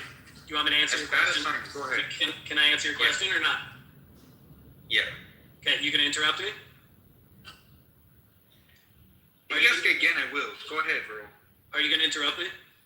Bro thinks he's Darth Dawkins. This is hilarious. Yeah, this is. No. And he thinks he sounds smart. This is the worst part. Like, this is. Forget it. I don't. Yeah, you can just. Okay. If you want to end it, look, it's your room. If you want to end the conversation, just end it. Yeah, it's over. I told you. I told you to go, and you instead of going, you're asking me, are you gonna interrupt? I said no. Well, are you gonna be? Are you gonna interrupt? You gonna be? Forget it, bro. You lost your chance, bro. Forget it. You're such a baby. Yeah, you're a waste of time, bro. Just because I'm smarter than you doesn't mean you have to be so upset about it. In no universe are you people smarter than anybody on the stage right now, bro. You sound a little defensive. This is like a rule of thumb. People who brag about how smart they are usually dipshits. Especially, again, he thinks he's making a smart point. But he's not drinking coffee. I'm making your point better than you are. He's not drinking coffee. No, you're not. A word in the English language. You can't drink words in the English language. But that's the point. You're not making my point. Yes, I'm making it better than you. You are conflating nonsense and wasting time. Well, wait a minute. Speaking of wasting time, you've been doing this for the past 6 hours. You've literally been having this conversation about what is or is not trash bag. Conflated. What are you talking about wasting He's still time? taking a turn in chess. I thought this was like an early morning thing, but it's not. It's now. Yes, no. 30 This is minutes. the worst part. Were you here for the conversation with Simon? Yes, that's what started. I started with you. What am I conflating? And then comes what am I conflating? and does that. Hey, what am I conflating? Hey. fucking makes up his own definition and doesn't want to have a I know. conversation. What is he doing right now? He's throwing like a little tantrum right now in the background. What am I conflating? He's throwing a tantrum. What do you think I'm conflating here? Again, the concept or the word and the reference. Like, these are different things. Yes, they're different things, but for simplicity, we equate things. Let's say the sun is referring to the sun. We're trying to make progress. Wait a second. I agree that they're different things. Say the last name, bro. We're done with this. I agree that the referent and the word are different things. And that's part of my idea here, which is because they're different. We know that. That's trivially true, Caleb. Stop interrupting. Trivially true. To make progress, we're equating this. Interrupting me. No, again, stick around. I don't want to talk. Alright, say the last thing you want to say. We're doing this. Let's see. The fact that there is a difference between the map and the territory is essential to my position because I cannot describe the territory. I cannot describe the territory without some kind of linguistic framework to explain, to calculate, to attach symbolism and some kind, because that's what words are, to the things that my sense perception is experiencing. And to the extent that we do that consistently across time and space, that's what I'm calling objective. But we agree upon those things. They're not in and of themselves obvious unless we have language to describe it. Thanks. I win. Okay, you win. Yeah, but the fucking loser, territory. He thought he just made a print. I was about to ask, does anybody not know anything he just said? Like, without words, they can't describe anything, etc. Fucking garbage waste of time, bro. Well, does anybody know? Did anybody not know? Like, is that what he said new to anybody? Yeah, I learned that first year philosophy class, and we had a dude trying to argue against that. The teacher just kicked him out. He didn't have time for it. That was actually a waste. Dude, damn. Wait, even Brincessia, did this guy say anything you didn't already know? It's like, we can't talk about anything if we don't have words. We need, and to have words, you need a mind. Like, again, complete fucking waste of time, bro.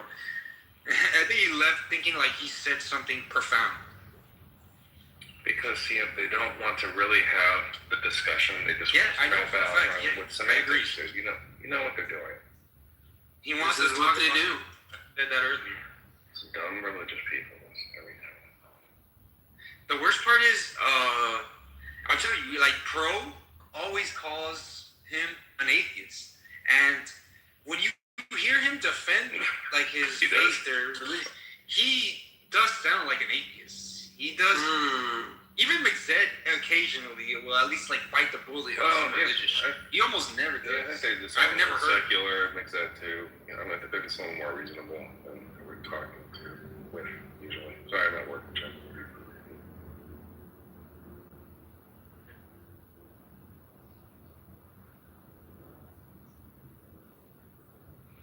Dude, that was so bad. Calls me a baby. Says, because I'm smarter than you. I win and leaves. Or I guess he went to the audience. Oh, wow, dude. That was so funny. Alright, well now we can play chess. I'll go now, McZed. I know you're about to win, we could play now. Wait, why aren't you playing this? Yeah. I mean, he's been trying to work up the courage to lose one again. What just happened? It's because I was doing that.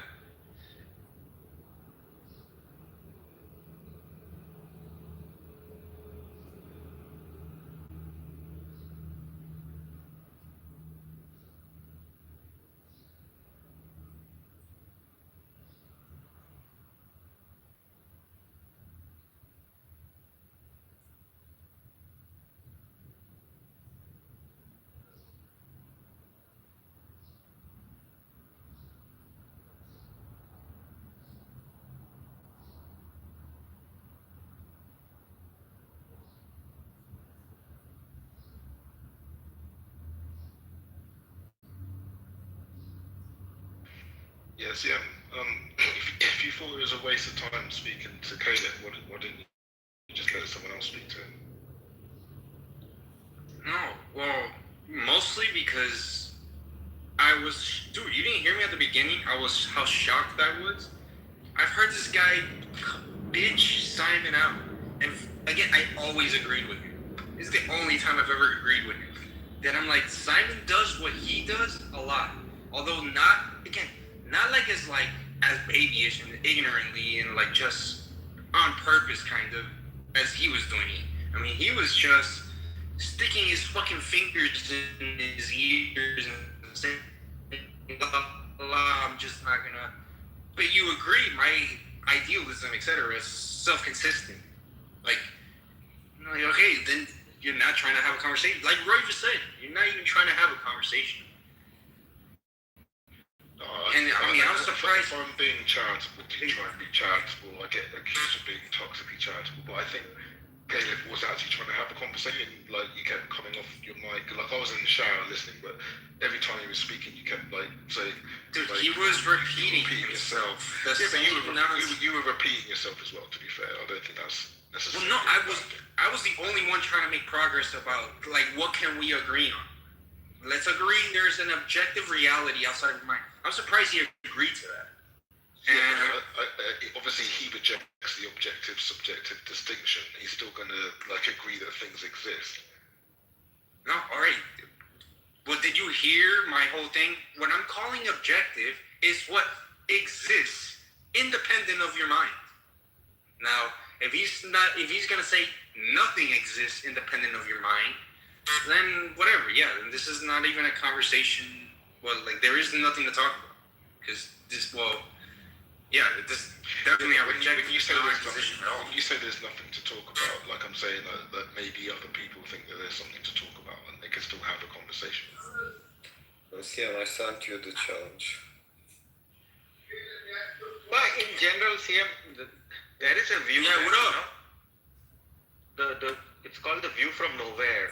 Like, it's difficult to have actually to make claims anything about objectivity because any claim is made from a biased position. Like if Carlos is making a claim, all of our claims come from a biased position. So how can we actually, ever make an objective claim? I think that's maybe what Caleb was saying. What do you think? Yeah, but why not? Okay, but like, but like, why not just say that, right? I think it would have gone easier if he was saying, look, we all have our personal biases, which I don't deny, right? So how do our biases factor into our views? Why not just say that? I think that would have sped the conversation on quicker. He did say that. He said that it's all stance dependent. Oh, okay. Right. That's why they were just yelling at each other over and over again. But what we had, what I was trying to explain to him is that the definition saying that there are stance-independent facts. Now, how do we obtain them is a different matter. But just that there are stance-independent facts. Yeah, maybe CM and Caleb needed to like agree on what it meant for something to be a stance. Maybe there could have been some agreement there, or maybe there wouldn't have been. I don't know. But that's maybe where the conversation needed to be had. No, again, he was rejecting basically that anything can be objective because if a mind says something is objective, I'm rejecting your term. Automatically, shut up. It's automatically subjective.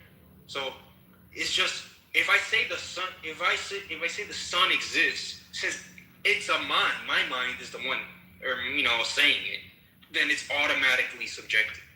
Like, so this is the word games he was trying to play, bro. I don't think he was saying that it's automatically subjective. I think he's rejecting the whole objective-subjective distinction. He's just saying it's all based on stances. So it being based on stances for him may not mean that it's subjective. It just means that stance is something else that he's picking up. Yeah, but it's all based on. Yeah, whether this. That's a different thing, right, Carlos? That does not matter. It's all based on stances we can agree.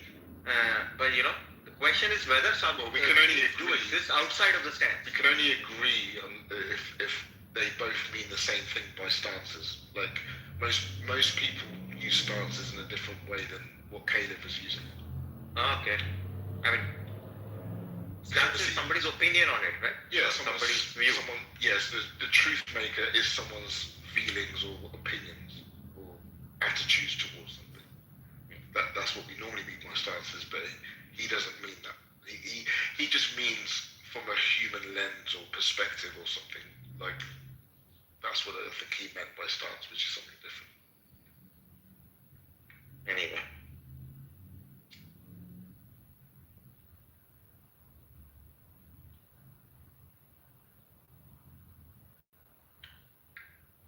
I think the thing is, like, obviously the way that we use objective is like a classification where objective statements, the truth maker is in reality, is not based on like pure feeling, and therefore it's not based on when we say an objective statement, because it corresponds with reality by definition, it being objective.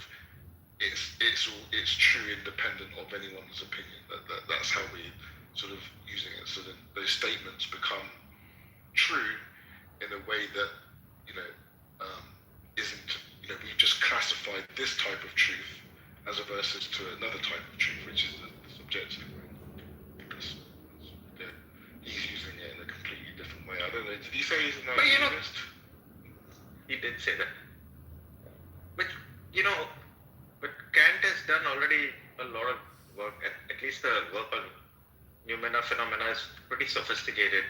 I think it seems to be intuitive enough for us to think that there is something out there other than ourselves. Okay. Yeah. And it's and really a view of this. Simon, come on. Simon needs to hear this. Yo, I'm never taking Caleb's side over yours, even though, again, dude, Simon kind of does the same thing. He tries to construct this with his own definitions that nobody in the world agrees with. Maybe other objectivists, Randian objectivists. Other than that, nobody else on Clubhouse agrees with him. No normal person really agrees with him. But with Simon, you can still reason and come to agreements to try to build on or whatever. Caleb wasn't even trying to do anything. He was just... And again, he thinks I straw man. I didn't understand his point of view. Again, or the point he was trying to make. He was just saying, well, look, I'm an idealist. Fucking the ideas come before the world. Well, the world is made out of ideas, etc. Dumb shit like that. Yeah, Neil might be right about the way that he was using objective, maybe in the Kant phenomena noumena sense. He might be saying that what is objective is the noumena, and we only experience things through our subjective lens or through our senses, which are faulty, and therefore we only have access to the phenomena. Maybe he doesn't want to call that objective. Maybe he's using it in that way. I don't know. I mean, I would have appreciated if he said that. And left. Yeah, I think he hinted towards that before. Hey Simon, are you there? Dude, you missed it, bro.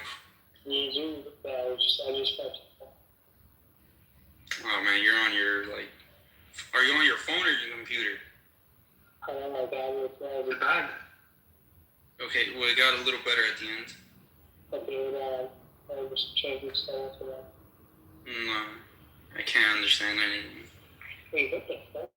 Well, you can't hear me. I can't understand things from him at the best of times. No, dude.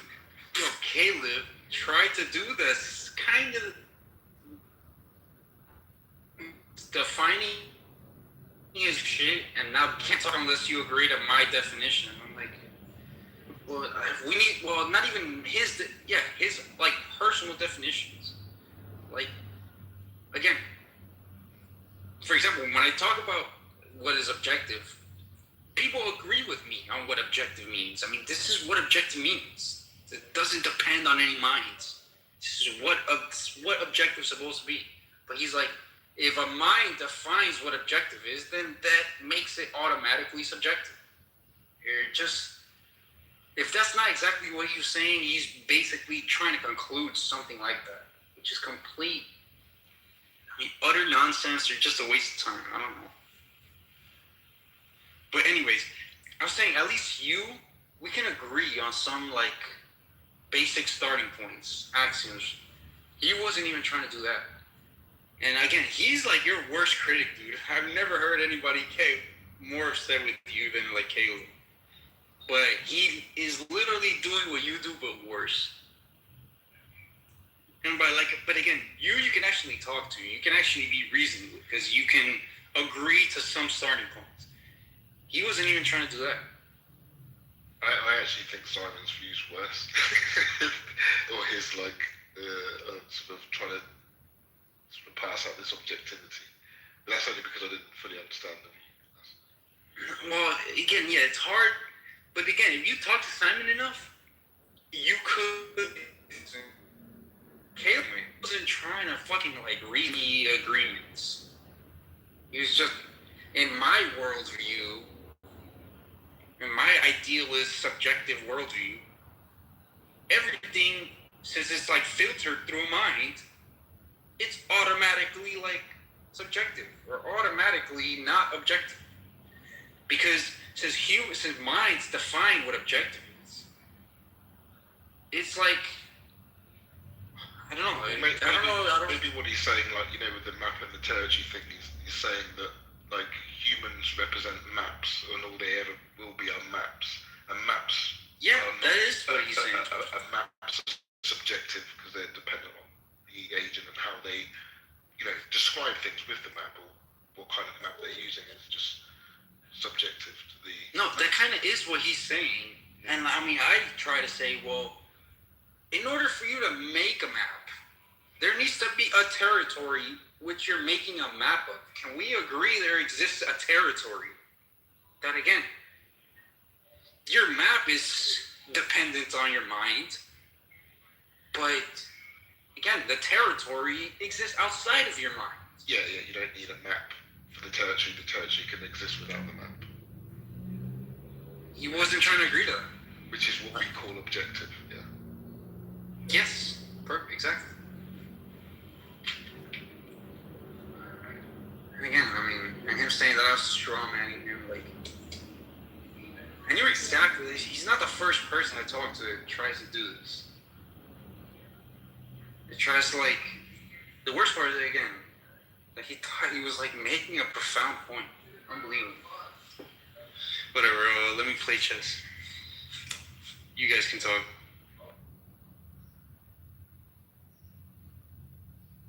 Yeah, I've got to go out in a minute anyway, so I'm jumping off in a bit.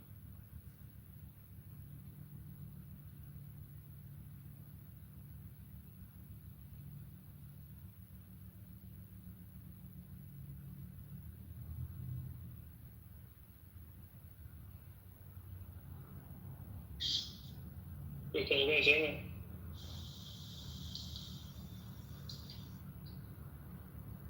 Yes, do you want to play again?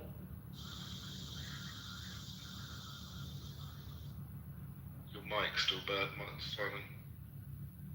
It's just like muffled.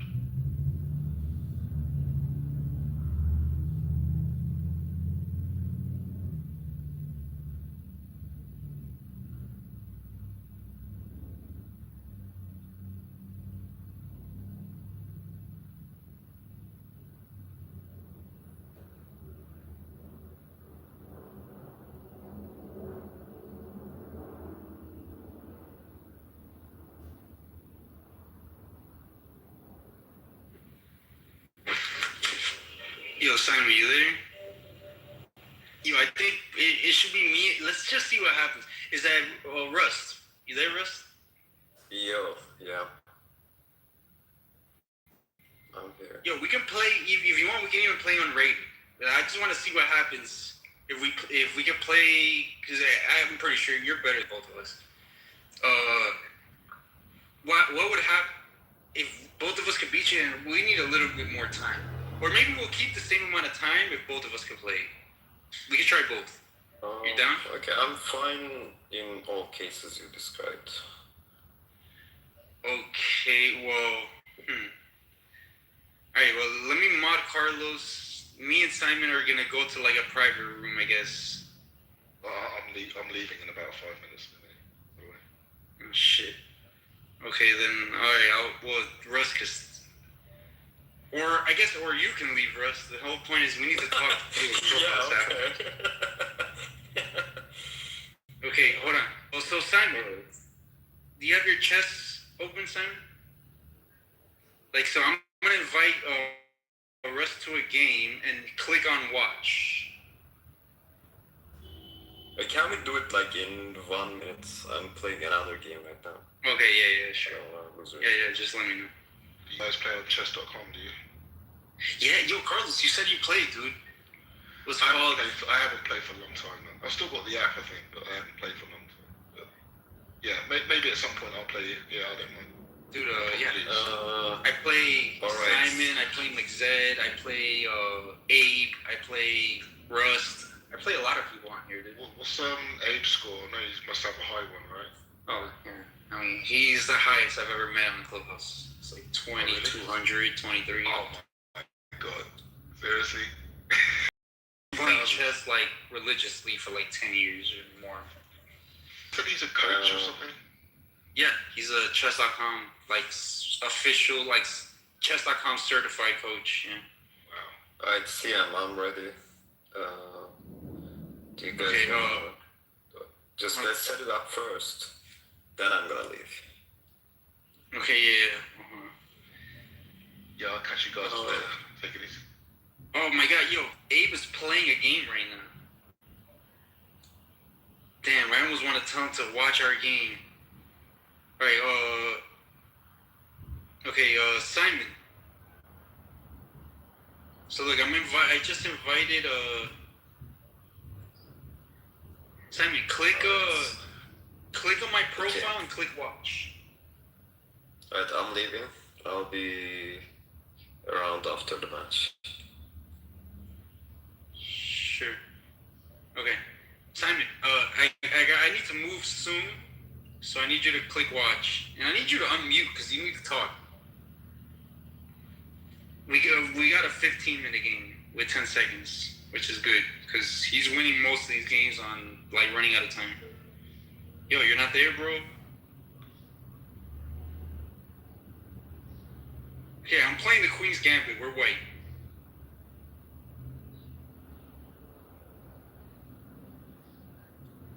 Oh my God, this is Carol Khan. What is this?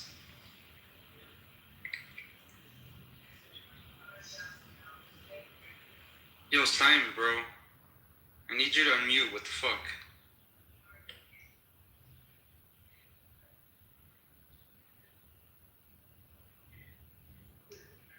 Yo, is this better? Yeah. Okay, hold on. No, I have to remove my AirPods, but give me a second, but I'm gonna have to just restart my computer. Oh my God, I'm already in the middle of the game, bro. Bro, my fucking what's it called? My keyboard's not working for some reason. No, well, right now, all you gotta do is open your chess.com app and, like, put the fucking... Open my game. And then just throw out moves that you think are good. Watch. Okay, so... Are you there? Yeah, can you hear me? Yeah. Can you just play bishop f3? Knight f3, sorry. Yeah. Okay, there you go. So...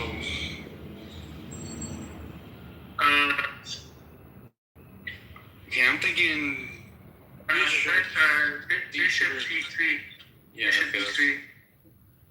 And then push the pawn.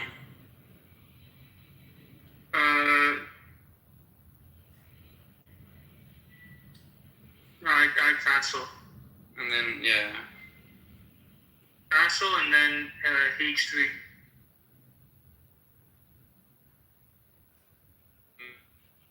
H3. Well, So you can't infiltrate with the knight or the bishop, the pinion.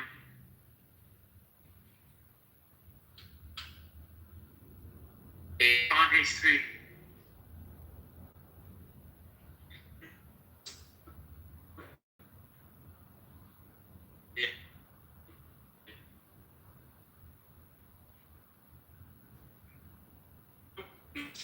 because the pretty cool.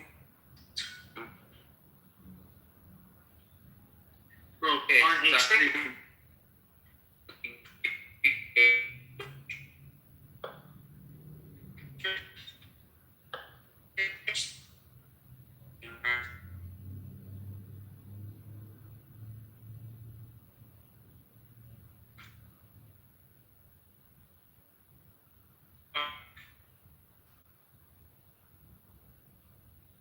Bro, H3, I don't know if you can hear me. Yo, you can't hear me? Yeah, I can hear you now. You're in H3 big time. Yeah, I was. Yo, it's our turn? What the hell? I already pushed pawn h3. It's our turn again? He moved knight b4.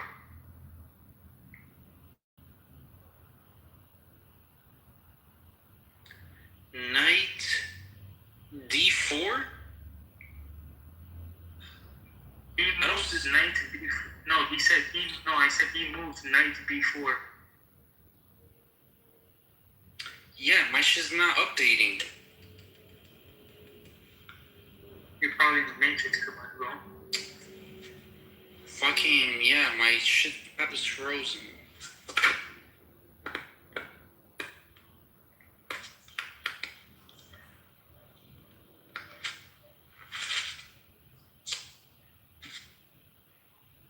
Damn, I see my time clicking, but I can't move. Okay, you actually got my message.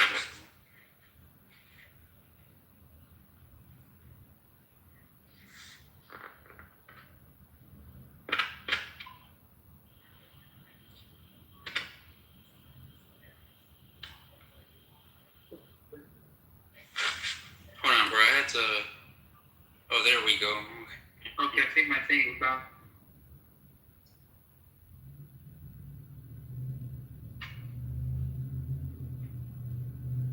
No.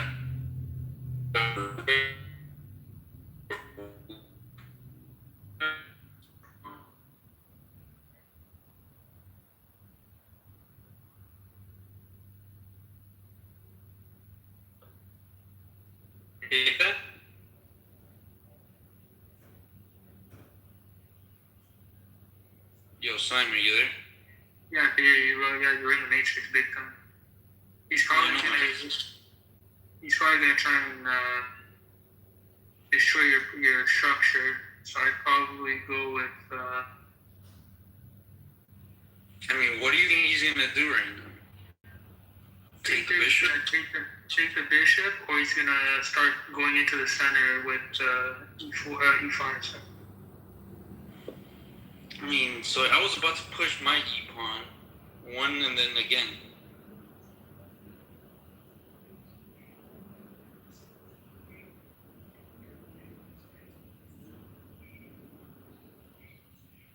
Yeah, I'm gonna push the e-pawn next. It also opens up the other bishop. Yo, he hasn't moved, right? No, he hasn't moved. You have to get some counterplay over here. What I'd recommend is probably moving the. Okay, he moved. Oh, that's a weird move. He's gonna go after the diagonal.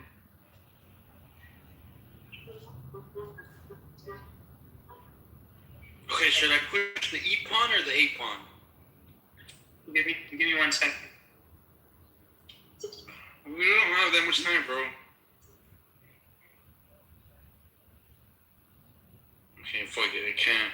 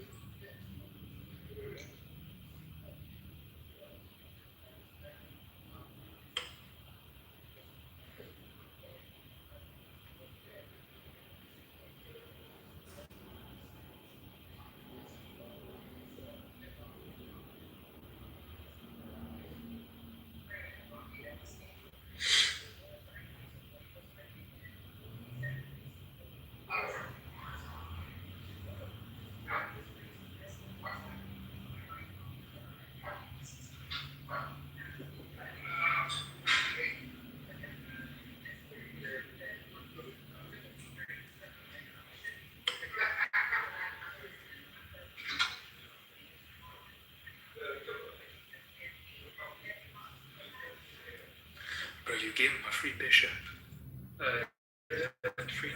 Free knight, I know, bro. Fuck. Don't trade the queen. Don't trade the queen when you're down material.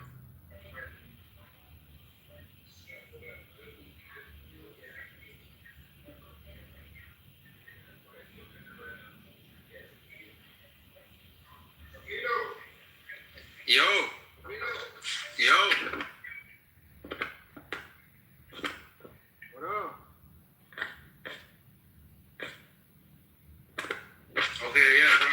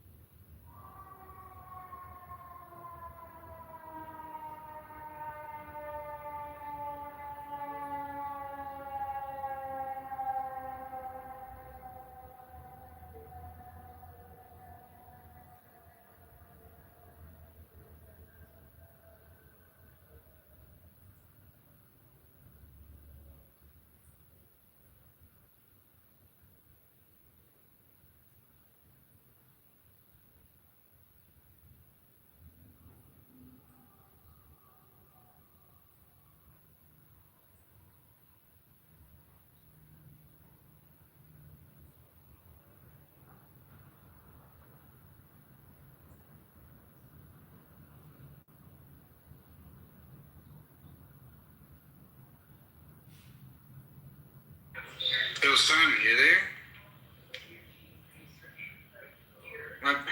Yo, sorry, yo, I was busy. Simon, you there?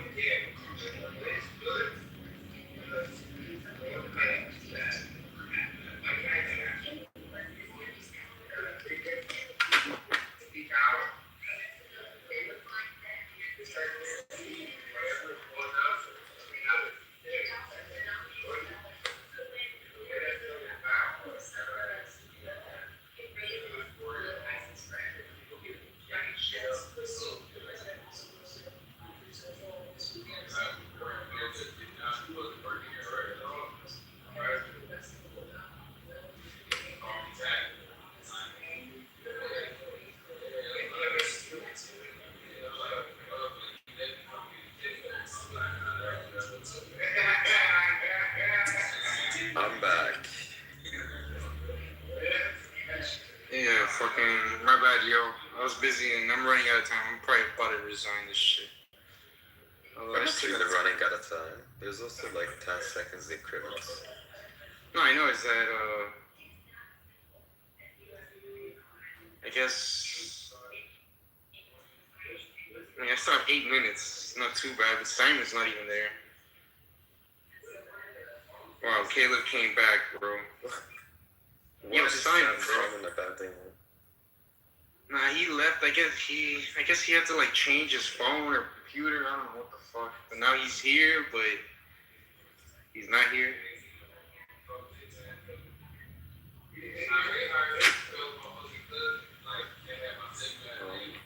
up to you. We can finish the game here or continue playing this.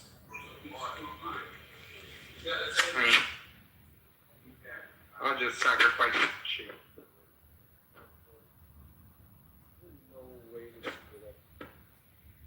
You're blocking your microphone. You can hear me? Yeah, now it's clear. Maybe I was blocking my microphone.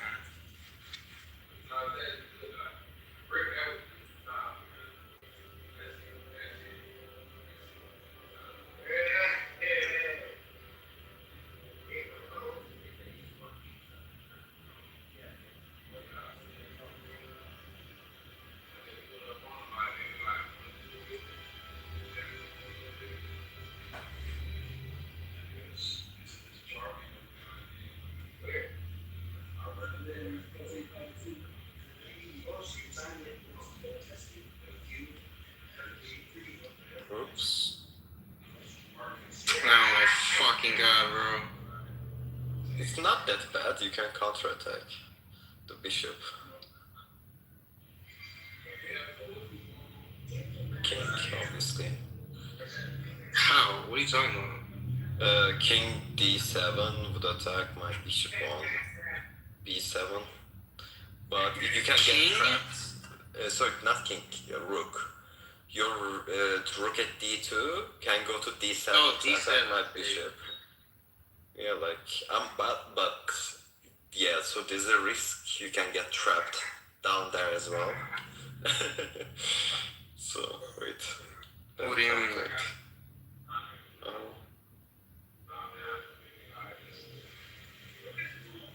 Like this.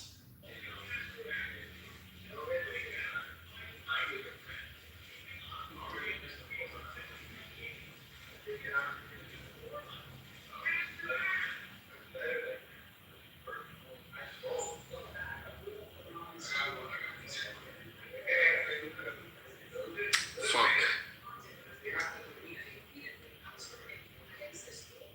Yeah. Oh my god, I don't even know why I didn't go all the way back down. Alright, well, fuck this. Do you want to do a rematch? Hold on, do you want a rematch? I mean, maybe. Give me a second. It's just, I was also distracted, bro. I had somebody knocking on my door. That's why I fucking stopped. Alright, I can come back later. I was with my friends. You guys can settle.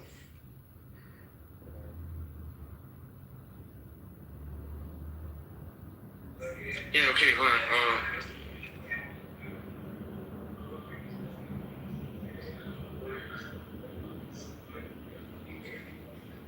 Well, now he's not playing anymore. I guess he was earlier. But yeah, if you want.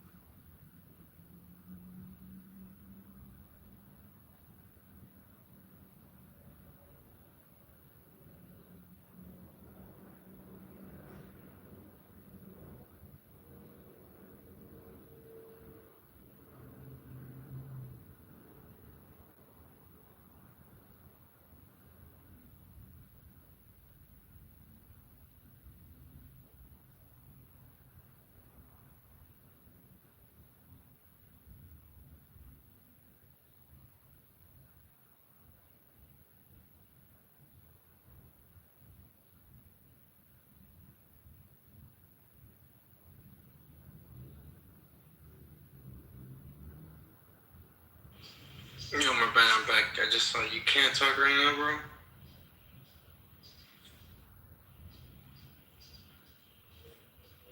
Fuck. What up, Drills?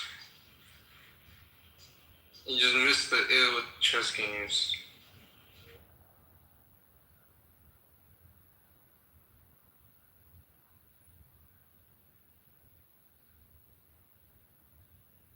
Well, yo, I don't know. I guess I'll be back. I'm gonna go to the flat earth and some shit real quick. There's nobody else here.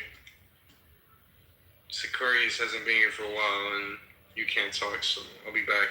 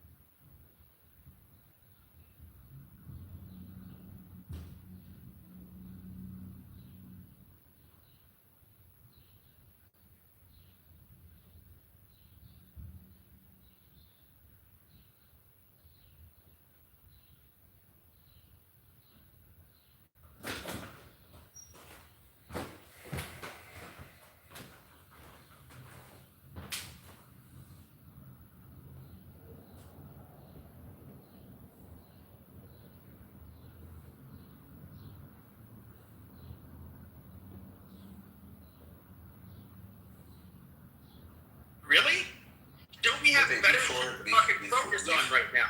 But no, they want to basically co-opt it and make it an Israeli first party. Pepe, you never questioned Israel ever prior to the killing of Charlie Kirk? It was never like, let me just sit down, make a good pot of Yes, coffee. I do. I've had these debates with people for years. Yes, I have. Okay, but then you never got to the point of like, hey, what the fuck were we doing in Iraq? What the fuck were we doing in Afghanistan? Look, Vic, most people don't. Yeah, that's the thing, Love Vic. Most people don't know. We've been brainwashed with the narrative, radical Islamic terrorism, death to America, and nobody really questioned it or went to dig. Like, I didn't know about any of this shit until October 7th happened. I happened to be in JB's room, Ketcha Khan's room, and he was asking everybody on stage, what's your opinion on it? And because I didn't know anything deep or detailed about any of the conflicts and stuff there. I just said, hey,